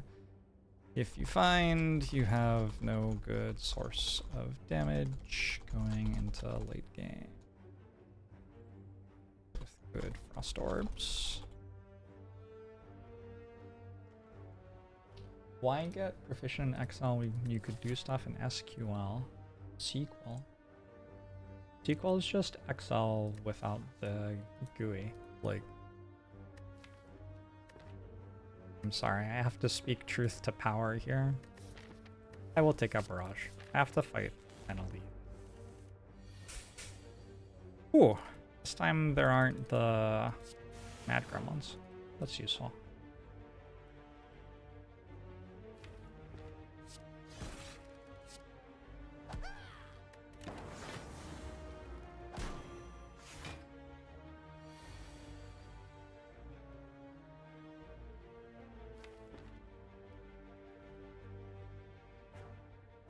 Imagine needing a GUI.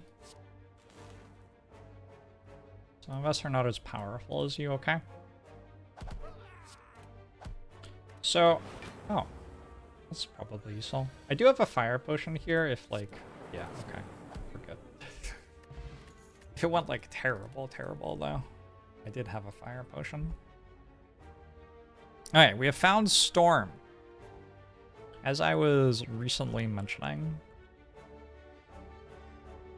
Storm is like, it's like a capstone card of power snowball ducks. But you don't really take it on floor 4. It's just like, it's weird. It's weird. Like, when you're offered a really, really good Ironclad card on turn 4, like a card on Ironclad that's really good late game, you probably just take it, right? But with Defect, I feel like there are so many cards that are good late game that you can get offered on turn 4, which you just can't take at all.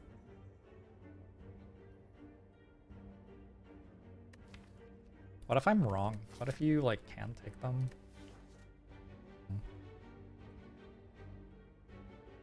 Anyway, it's like a C- scaling power.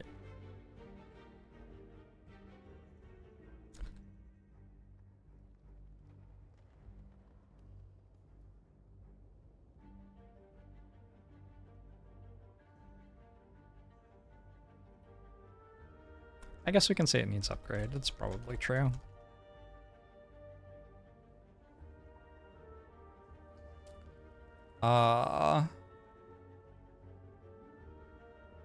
There are surprisingly many avenues towards Storm becoming a good card. Vision means that it doesn't need to be making relevant damage. It can be used for card draw and energy. Do you say you like divert it into card draw and energy? Transform it into card draw and energy? Can be. Orbs it generates can be utilized for card draw and energy instead.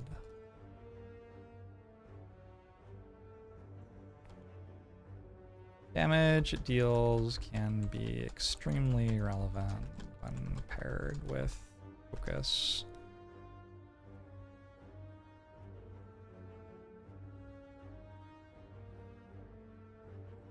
Storm has no effect unless another power is played afterwards. Unbelievable. Do I think Storm's a Magic the Gathering reference? Maybe.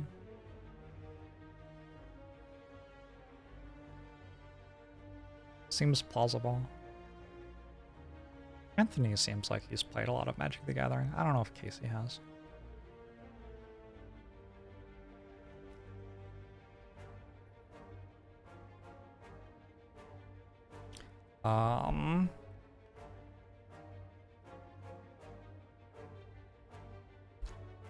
Storm deals enough damage in certain circumstances that you can full commit to it and win a run with almost no ability block if you're able to play and accelerate out powers fast enough.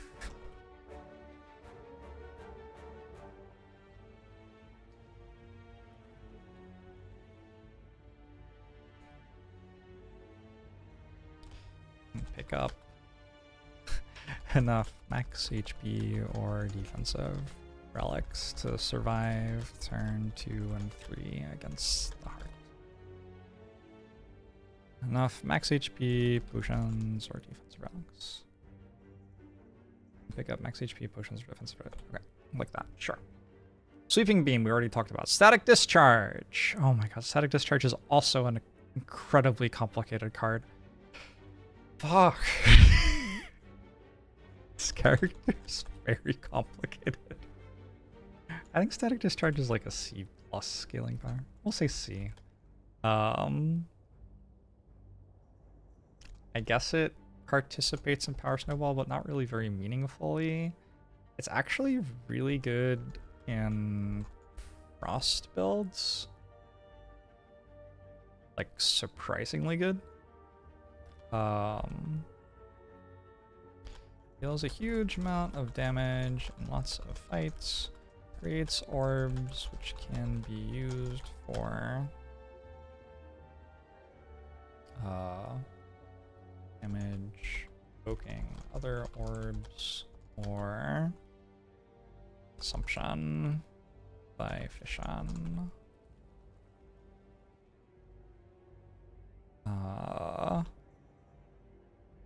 Huge interaction on turns where you'll be attacked multiple times. If you have frost orbs channeled, taking damage with static discharge in play will evoke your first frost orbs, giving you block against future attacks. I'm gonna call this block alternative, I guess, also.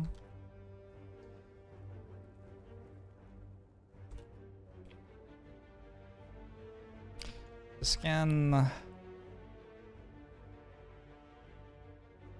sometimes make 40+ block against hearts.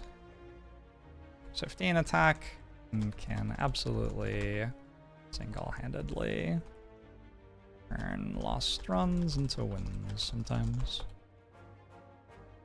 Huge interaction. It's really important to know that about Static Discharge for playing the card right.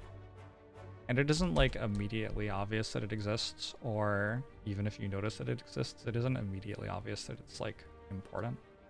I'm gonna put this in bold. I have talked to a lot of people who have played a lot of Slay the Spire who have just never considered even slightly that Static Discharge can make you like dozens of block on the hardest turn of the game. You like a block alternative? Nice.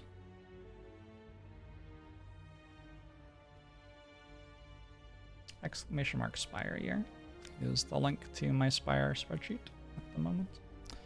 Maybe we make it, maybe we make Spire link to it. What is Spire currently linked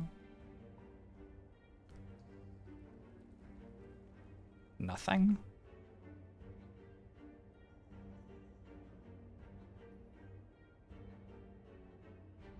Alright, we're gonna add aliases to this command. It will also be, wait, what? That doesn't work.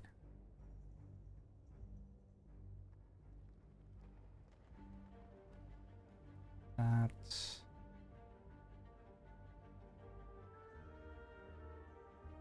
Alright, now if you type Spire or Spire Sheet or Spire Year, they should all link to the same thing. You've seen me use Static Discharge in that way, but it's hard to wrap your head around exactly how it'll work all the time for some reason.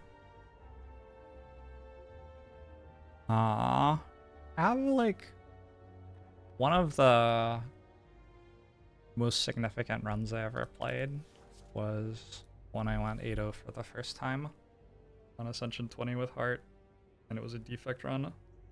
I spent 30 minutes, I think, planning out 3 turns with Static Discharge and Frozen Eye to block perfectly in the Heart fight. But yeah, it took me 30 minutes. Like, it's not immediately intuitive. You do kind of have to do math on it. I don't remember what I'm doing. Static Discharge is not very good in Slime Boss. Do we take it anyway? I've just talked such a big game about it.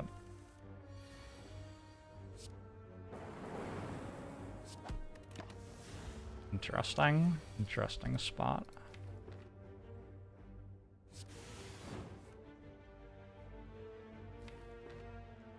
I don't have a lot of block cards.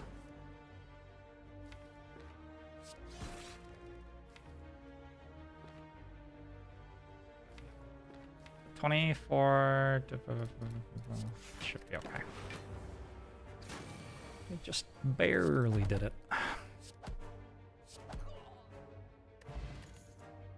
Defragment Tempest Reprogram. Oh my god, every single one of these cards is so hard to talk about.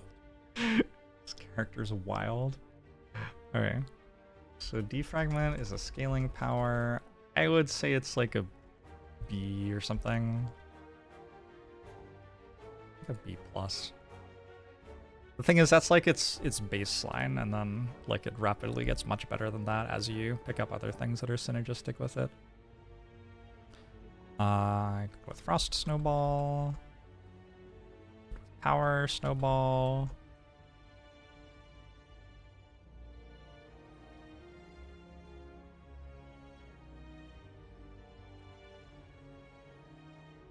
Needs upgrade.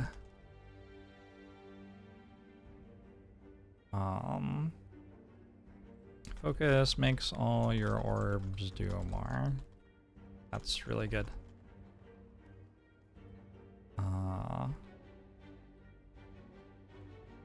Important when analyzing. Keep in mind that focus also makes orbs you evoke do more.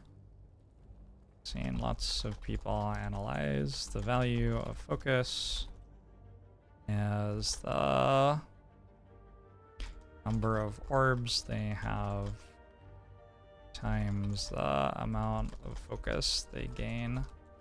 But if you're evoking 5+ orbs in a turn, which is absolutely possible, you're getting another 5 instances of focus, generating extra output per turn that you aren't counting.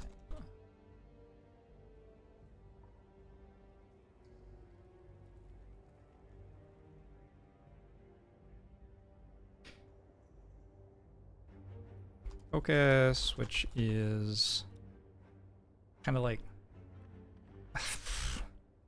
focused is most straightforwardly, I think that's a word. Is it hyphenated? I don't know. Most straightforwardly accessible through defragment, but it's hard to get enough to win the run off of it out of only defragments.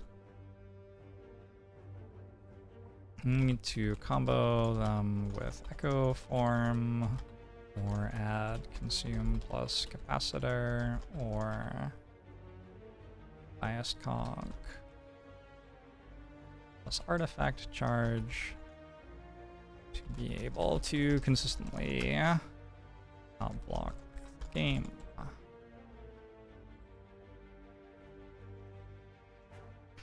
Directly accessible. No, I want to, like, I'm saying straightforward because, like, the other options kind of are combos. Can I speak to weaken not really affecting defect? Well, a lot of defects attacks are not how defect deals damage. A lot of defects damage is dealt by orbs. So that makes weak less relevant. Weak does affect defect though, in my experience. I would not say that defect is not affected much by weak. I think weak is a huge problem in some very dangerous fights, because in the fights where you can't rely on your orbs to kill everything, you have less access to attack damage to kill stuff. Against slavers, for example, if you get weakened early and you're like reliant on a Sunder to get through the fight. Rest in peace.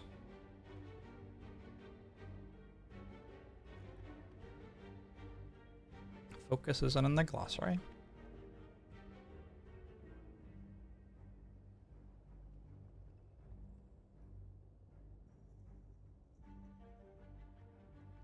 I guess I'll put focus in the glossary. Card draw, energy, value card, block card, scaling power, effect removal. Oh no, I haven't put strength or dexterity in the glossary.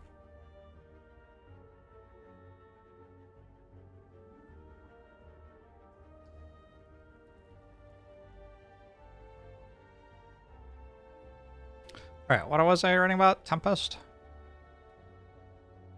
I have no fucking idea what Tempest does. Just don't know. There's an X cost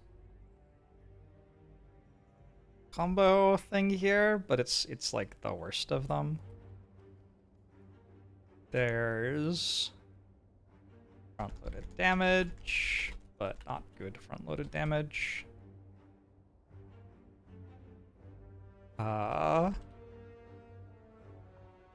This is mostly an awkward card which does so damage and can occasionally become relevant late game with Recycle or Chemex.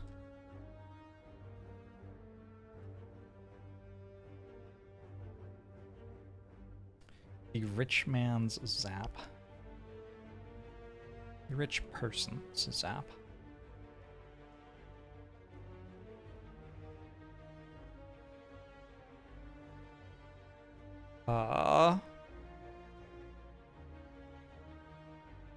X cost cards have a few positive interactions with defects.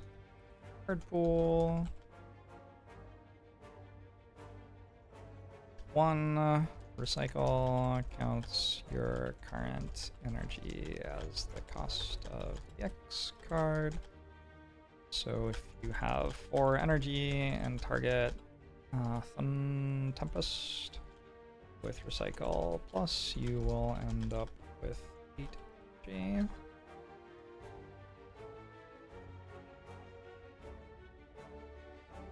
Essentially, X cost cards are double energy. X cost cards plus Recycle combine together to become double energy. 2 Echo Form plays both copies of an X card with the same X value. So if you have 4 energy and Echo Form a reinforced body, you will end up with 8 energy worth of block. This can be a big deal for surviving dangerous turns. What's the other X cost card that Defect has? I can't remember right now. What? Multicast.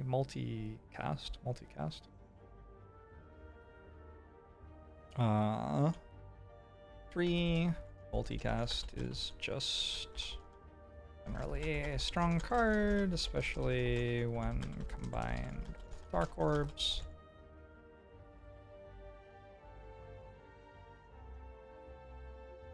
And so wanting to have access to it makes things like buying an early Chem X or taking an early cycle a little more appealing.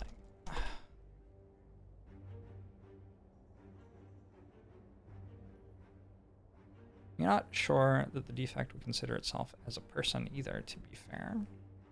That's true. And is energy really what makes us rich, or is that the company of our friends? Reprogram.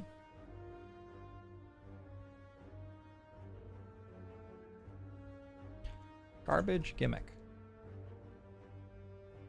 F.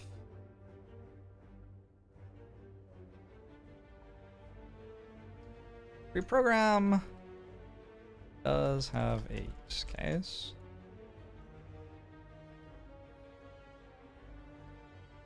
Decks with extremely little access to orb scaling.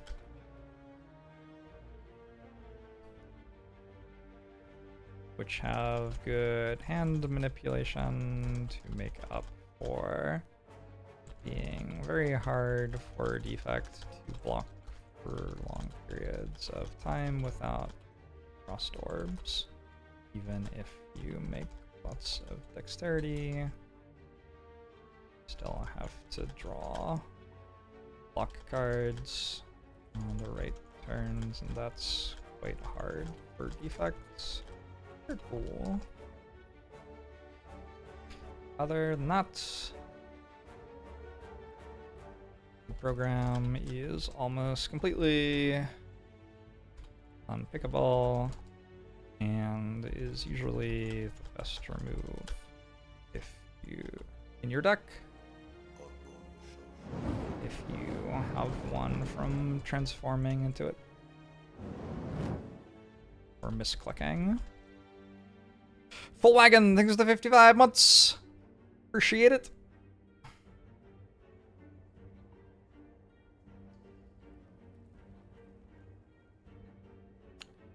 Needs upgrade. Does need an upgrade. I'm gonna take defragment. Alright, I'm at 43 health. We have to easily get through this elite with these potions. I don't hate zap upgrade. I think I go for defragment upgrade though. With a cold snap and a static discharge already. Sounds right to me.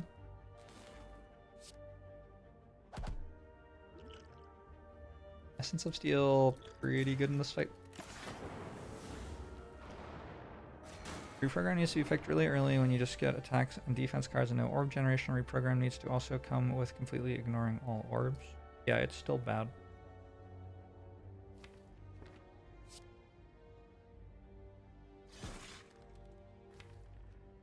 In the situation you have described, it is still a bad card.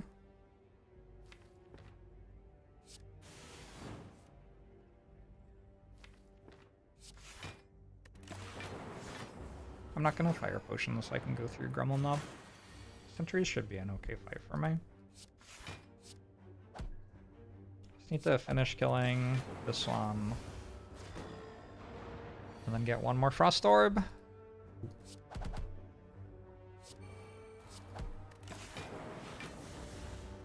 That's okay.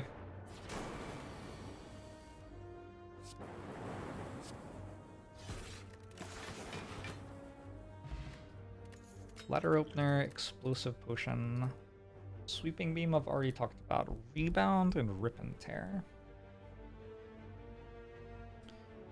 Rebound, also a very hard card to analyze. God. Defect's so hard because Defect has, I think, more distinct ways of winning with an endgame deck than Ironclad or Silent, and those distinct ways step on each other's toes a lot. Like, you kind of want to pick one and avoid the others. Whereas with Silent and Ironclad, it's like mostly fine to like have some strength gain in your exhaust deck or whatever. But Defect is like, no, those extra cards actually really hurt your ability to go infinite or to deploy your scaling powers to make a block with Frost Orbs or to get your Storm power thing going or whatever. You want more streamlined decks and less clutter. But because of that, it's really hard to evaluate different cards because, like, their evaluation is very dependent on whether that is the late game strategy that you want to go for or not. And Like, that's very hard to judge. It's very hard to judge, one, because unless you're an expert at all of them, like the ones that you're most familiar with are the ones you're going to have the most success with. So like you're never personally going to get an unbiased read on which one's best. And then two, like you're not meant to just go for the same one every time. You're meant to like pick different ones based on what's going on in the run. Like letter opener probably significantly influences what my endgame build is trying to be here. Not because letter opener is really good in endgame, but because letter opener drastically changes my ability to bridge from early to endgame with sets of cards that are skills, and as such heavily pushes me toward building endgame skill-based strategies, so like card draw, card spam, recycle infinite. It pushes me away from power-based synergies, like the defragment I already have. But then like I already have a defragment plus. So with defect, you're like constantly being asked to make very granular, very specific judgments on where you're aiming for late game in situations where taking the wrong card can absolutely kill you late game, and you may not have any experience with this exact scenario before, even if you've played like thousands of runs on the character. So, defect's fucking hard. I think Defect is the character that human players play the worst. I think Defect's also the character that human players have the worst success on. It's not like there's like a robot player that's better than us. I'm just like I'm separating human players from like an ideal perfect player who made the right plays based on the information that they had so far all the time. Because I don't know if Defect, like if we keep playing the game for another 20 years, I don't know if Defect on this balance patch would remain the worst character. Like I actually have no idea. I think we're way worse at Defect than we are at other characters.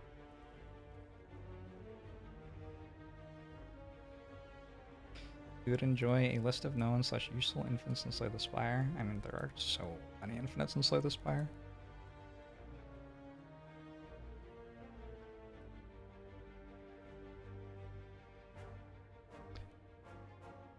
Anyway, what are we doing? We're looking at Rebound. Yeah, Rebound is an example card where like this card has some use and is actually a really useful card in some strategies, but is just like absolutely terrible in, for example, a strategy that's reliant on playing as many powers as it can as quickly as possible. Generally, Rebound shows up because you want the damage. It's like a C tier, front loaded damage card, and then it's a C- for hand manipulation, maybe.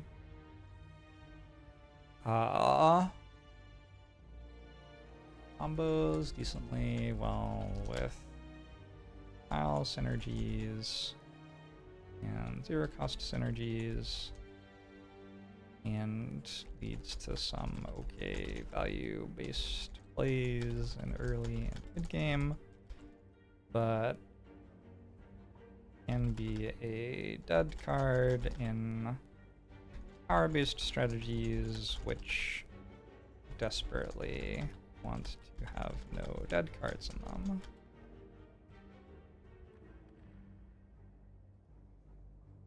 Whether you take this is going to be based on where you think the run is going,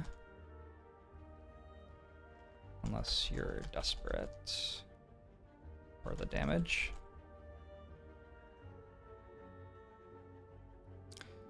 Both me and Dog often make the case, I haven't seen this exact game state before, so I don't know what is good. We both downplay our strong abilities to extrapolate. No, I just know that I don't know. Like, I cannot extrapolate to that. Like, just like, no, I can't do that. It is, like, way too hard.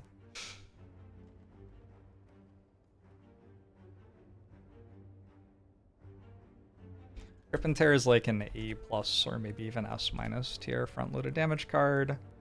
You're just gonna often put it in your deck, and other than that, it has no role. This kills early game enemies and isn't useful for anything else. Actually, because Ball Lightning exists, I think I have to make this like an A- or B+.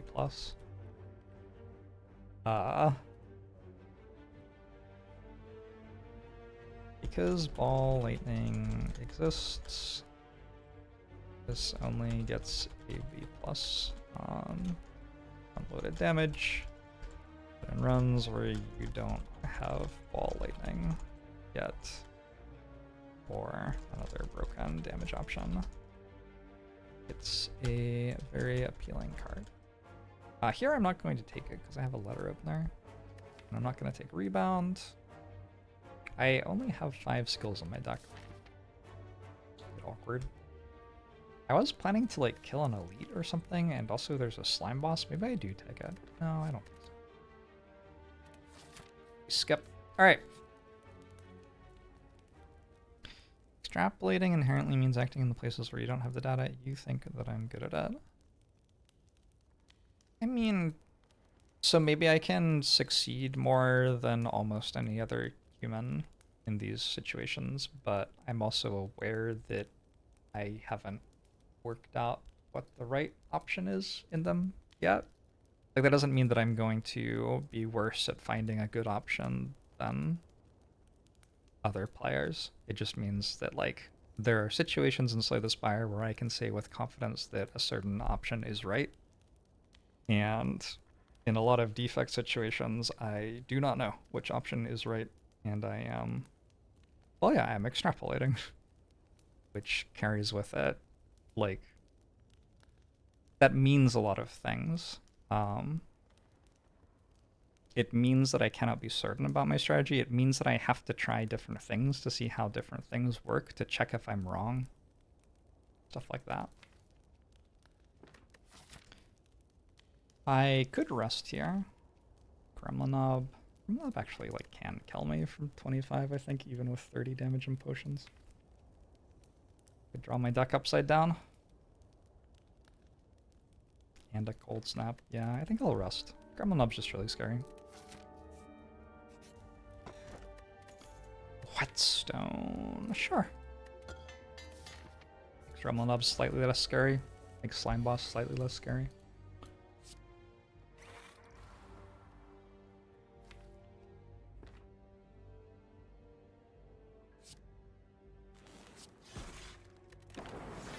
Sometimes you just have to guess. Yep.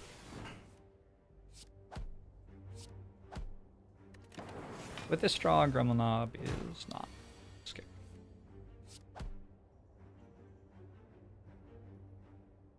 That's lethal, right? Or as hell hope so.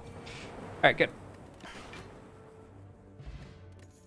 Preserved Insects makes future Gremlinobs even less scary, and there is a Ball Lightning. I already talked about Steam Barrier. Leap.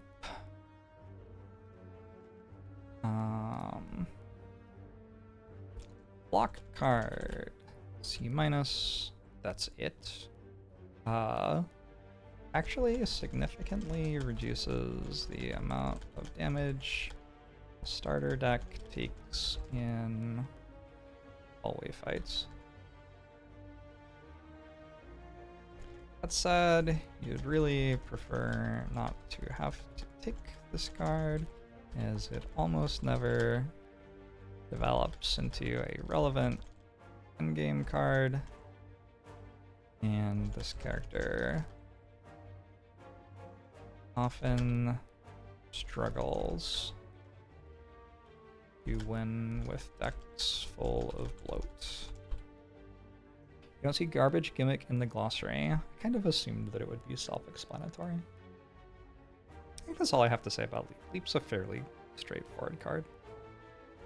I feel like the times when I want to take Leap are not that hard to understand.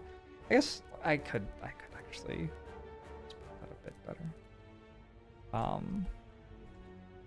Can be worth picking up for slower deck going into Act 2.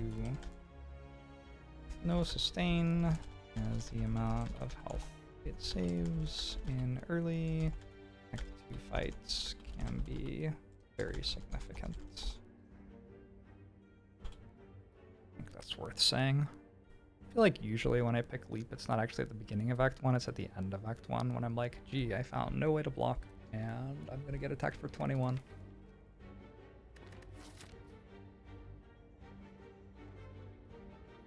Kind of haven't found any way to block yet, by the way. Like, it's maybe not that terrible Leap. Anyway, Ball Lightning.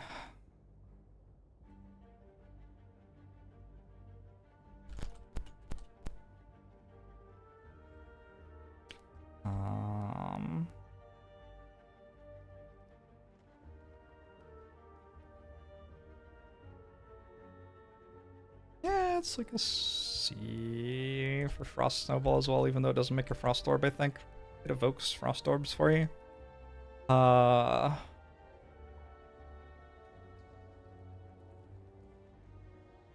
It is very strange that most of Defect's damage commons deal 6 to 9 damage for 1, and this one deals 20 plus damage for 1. That's the world we live in. It used to upgrade to deal 11, and then I made a YouTube video saying that that was just slightly too egregious, and it got nerfed to upgrading to deal 10. Got him.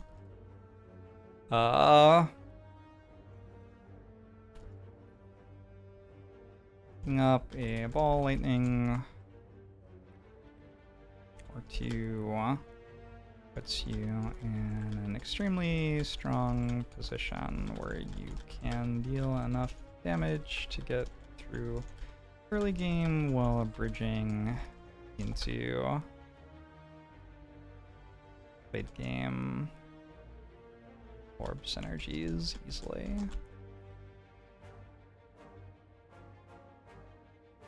Hey, Goody fell.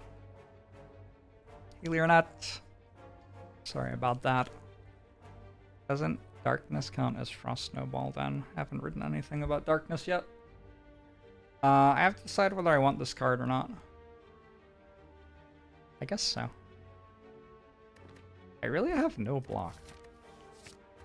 Hopefully we find some block relics very soon. I think actually I would not have taken that if I wasn't writing all the shit in the spreadsheet.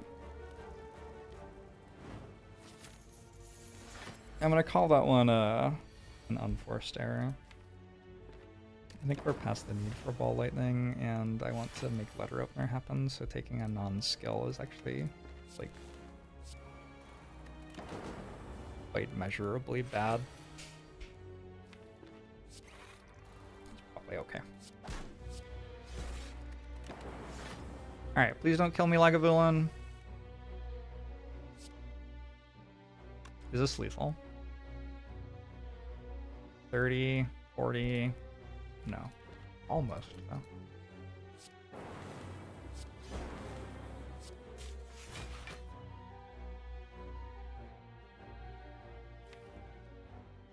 I think I get to play Defend here. It deals 4 less damage, but I'm sure that's fine. Alright. Shuriken. That is not a very good defect relic. Alright, Stack. Stack is a fascinating one. Stack is another... There are so many cards where there's like an inflection point where you start taking them and the inflection point is fluid. Like there's an inflection point where you start taking Catalyst for Silent, but I feel like it's so easy to tell what it is. Although actually, I guess different people have different opinions about it probably. I feel like defects, like half of the cards in Defects card pool have inflection points on when you take them, and it's very unclear where any of those inflection points are. But Stack is a block card. It's a pretty bad block card, like a D. But it's also a pile snowball card. And in pile snowball, it's like a B minus maybe? A completely unimpressive card in most runs, which occasionally turns into apparition. Strongest with Runic Pyramid.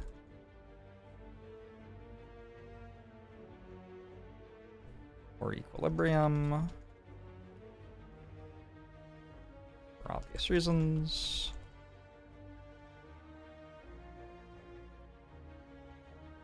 All this variance as well. Inflection point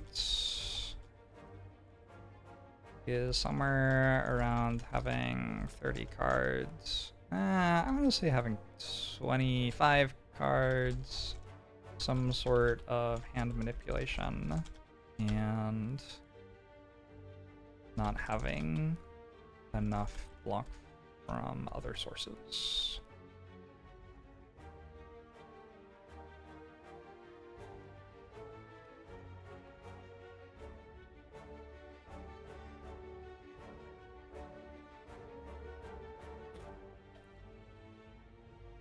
What do I mean by fluid? They depend on several variables. Yeah. Yes. There isn't like a switch where like if that switch gets flicked on, you start taking it now. There's often just a like slow growth in the card's value over the course of the run, and when exactly it crosses into worth taking is like up to you to judge.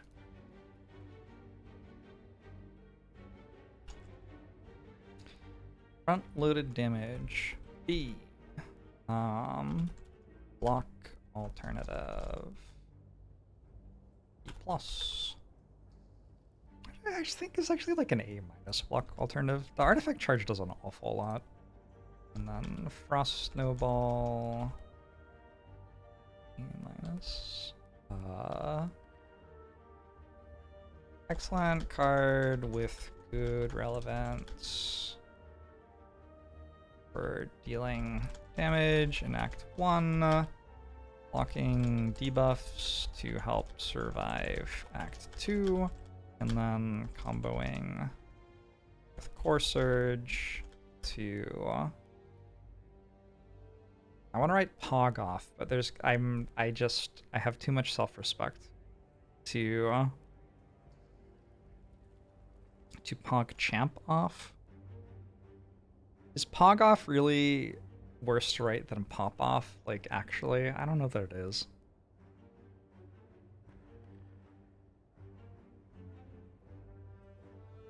How many people are as much of an expert as me at Slay the Spire? I have played over 9,000 hours of this game. I think in terms of like hours committed to Slay the Spire, like depending on how you count the hours Casey and Anthony have put into it, I'm probably,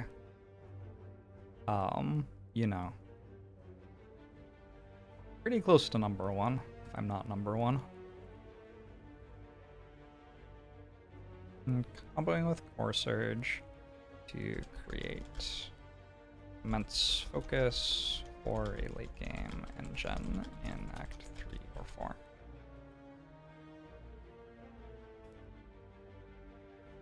There is usually a good enough reason to pick this when it's offered, unless it's up against something very strong. Alright. Core Surge is a like very complex card, which like in terms of the decision to take it or not is actually pretty easy to understand. Blessing of the Forge is better than Explosive Potion because it can block for me. Even though I'm going against Slime Boss. Alright, so my understanding of Slay the Spire is that I click on Orrery and I win the game. However, I'm also kind of down between 2.5 hours of the stream. I think I'm kind of down to stop writing stuff in the strategy guide at this point. So I'm going to look at 5 card rewards, but I'm not going to write 15 different cards worth of strategy.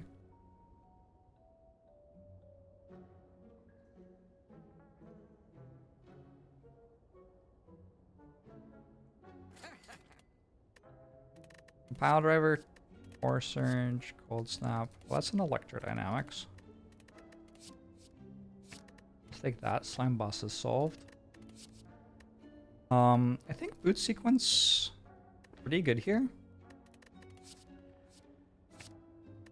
Boot sequence pretty good anytime you don't have like a way to block on turn 1 yet.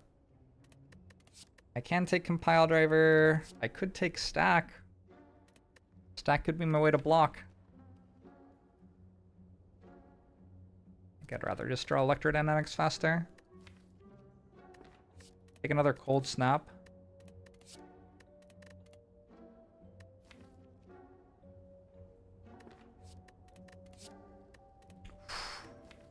I don't know.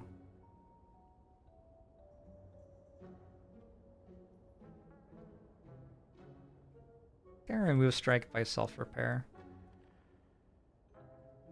And leaving is just okay. I'll take one more cold snap.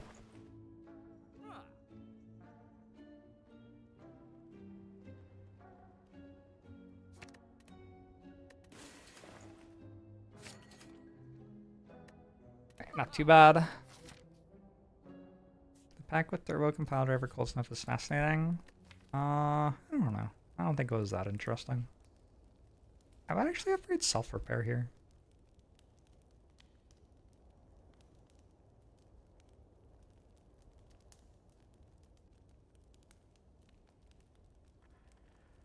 My sustain's so bad. I mean, my sustain doesn't exist. My ability to not die is so bad. 3 health per fight. The thing is, like, Electrodynamics presumably kills the enemies before they deal me 3 damage. A bit too often for that to make sense.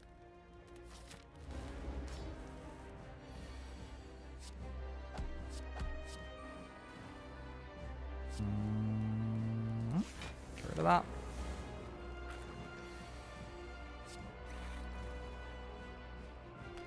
I have successfully increased my focus, so my singular lightning orb now deals more damage.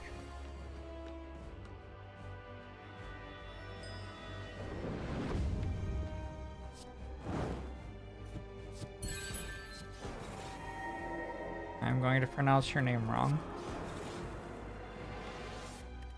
Thank you. I'm gonna call you Yoshi for the raid. Is that what your name says? That'd be very convenient.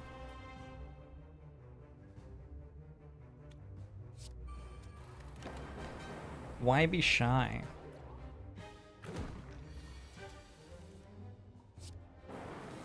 If only there was some way to know for sure. Alright. We are through Act 1. Did better than Silent.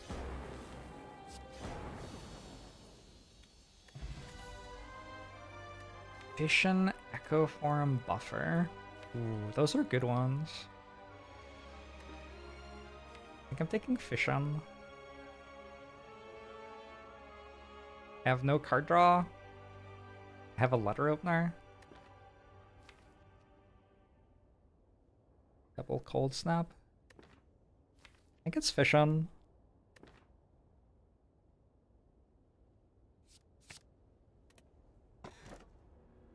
Astrolabe. 1, 2, 3. Astrolabe seems kind of like the only pick here. Can't really take Fusion Hammer. Defect likes upgrades way too much. Suzu's just worse than having potions usually. And I got energy from Fission anyway.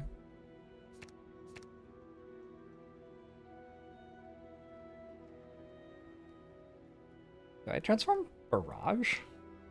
No, not with Shuriken.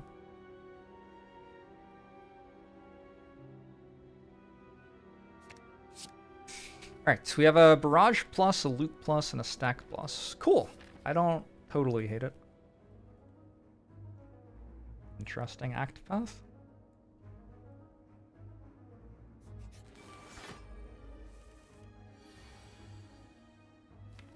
I already streamed the game that you're asking about, Nolzar.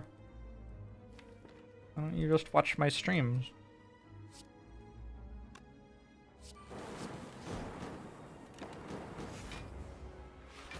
Unbelievable.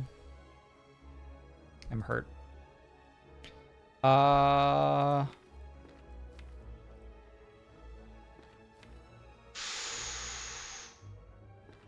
So like, blocking Frail doesn't do that much here because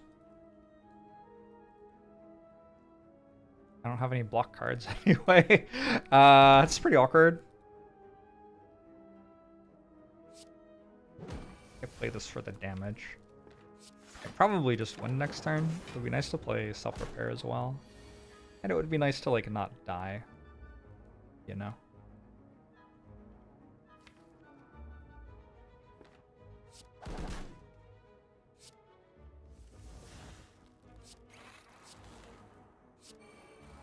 Alright. Pretty good fight. Duplication Potion, Defragment Plus. I guess this is a Orbs and Focus deck. Looks like. Duplication Potion.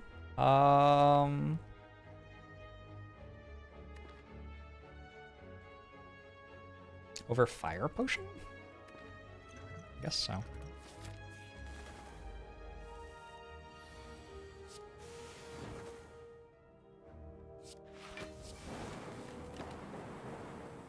Fight.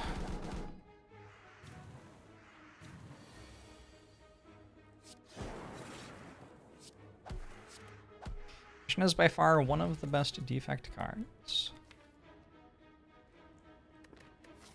By far one of? I think I do take Chill. I have Letter Opener, I have a bunch of Focus and Little Block, and I have a Fission.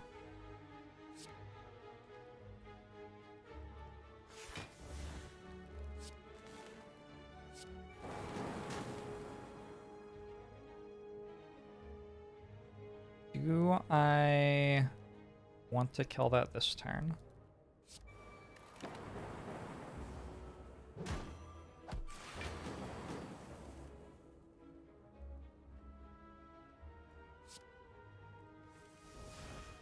I guess the downside of doing that is Chill only makes one Frost Orb now.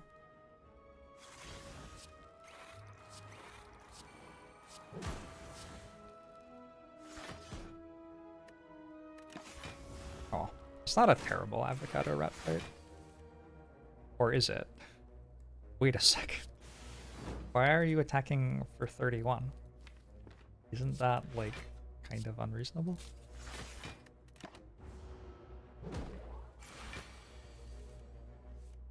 Yeah, this is not an example of a situation where Stack Boss is very good, unfortunately. Alright, no more damage this fight.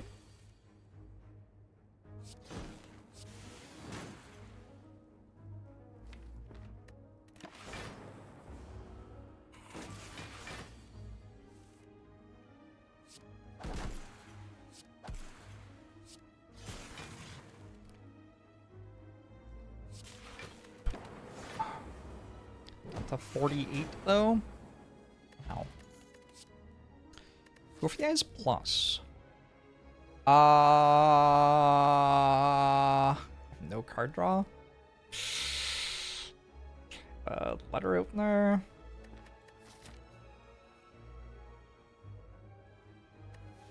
I think I'm taking it for the Act 2 Elite fights. Doesn't work against the Act 2 boss either. It's an awkward card. But I decided I wanted it. No strikes for me. I wouldn't hate Apparitions. So I think one more question mark. Although, like, getting a Cool-Headed from here would be really nice. Right now I'm going to upgrade probably Fission, which is fine. Got a blue key. How do I mean ball lightning deals 10 plus damage? Just like count how much damage it deals, and the answer is 10 plus.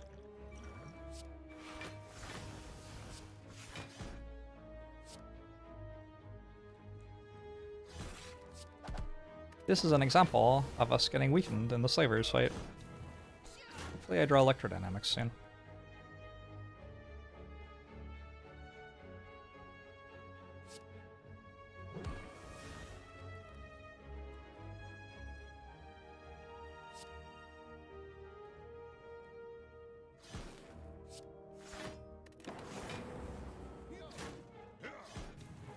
It's actually a decent stack plus.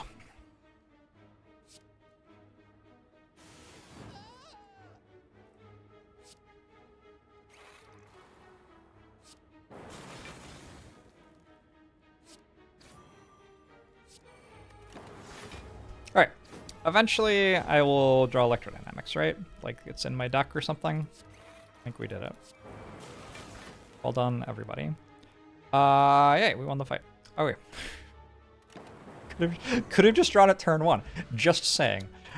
Found an Akabeko, found another Fission. That is interesting.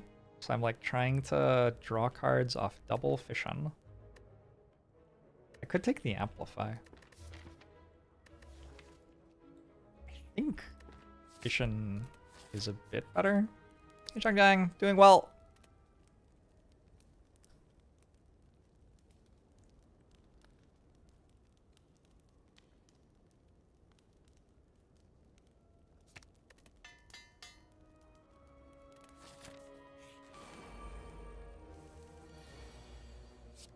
Holy shit, Akabeko. Just immediately relevant.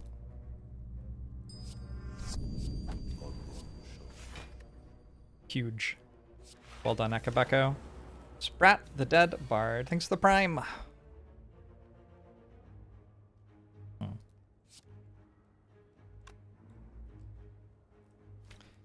Awkward. Yep, I sure don't have any block.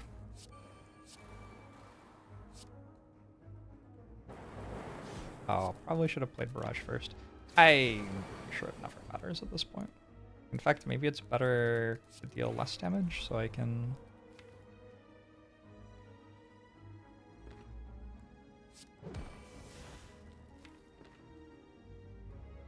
draw self-repair more often.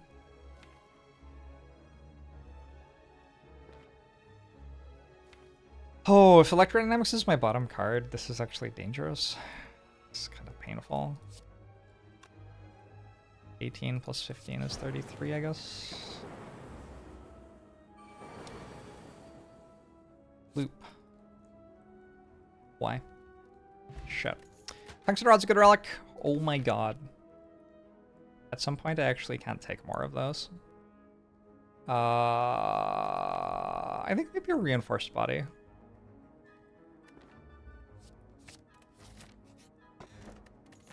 Okay, strawberry is interesting. I think now I'm fighting this. We got the wrong order from Book of Stabbing.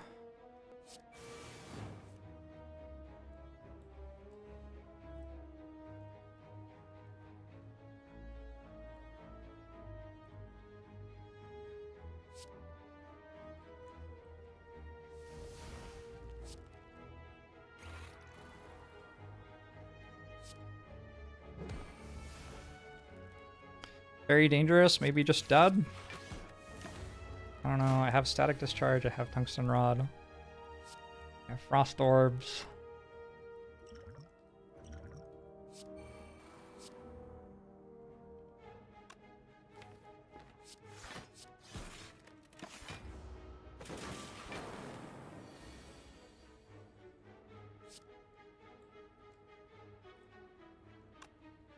This is either lethal or it isn't lethal, I guess.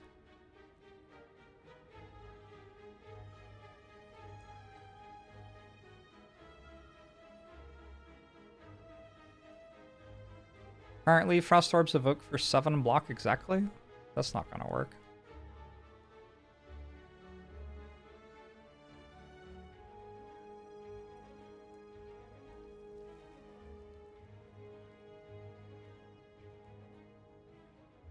I think I get 2 procs, which should win. Actually, do I just full block? No. Wait, maybe? So I have 6 block. I get hit for 1, which gets reduced to 0. And evoke for 11 block. I get hit for 2, and I get hit for 6. So I do die at the end.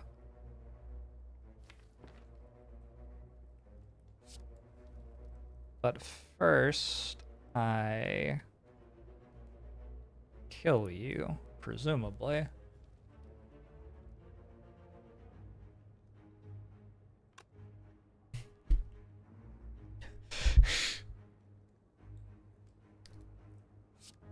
It'll be lethal for someone.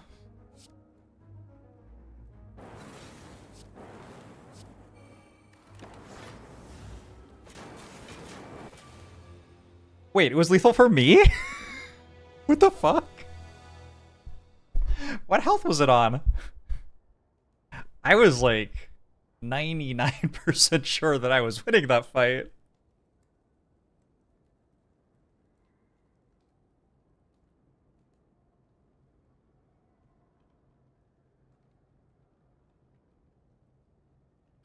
It was on 6. Shout.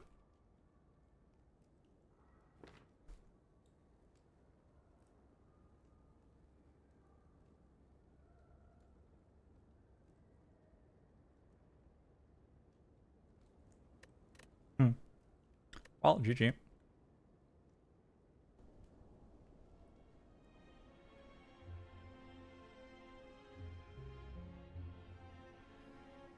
I'm gonna wait a second. I would like to open my run history without the game crashing. How long do you think it takes? Oh, that was long enough. 27. Strong orb scaling start, which took too much damage in Act 2 and died. 4 block, I guess. I don't know. Maybe I have to like not take these cards.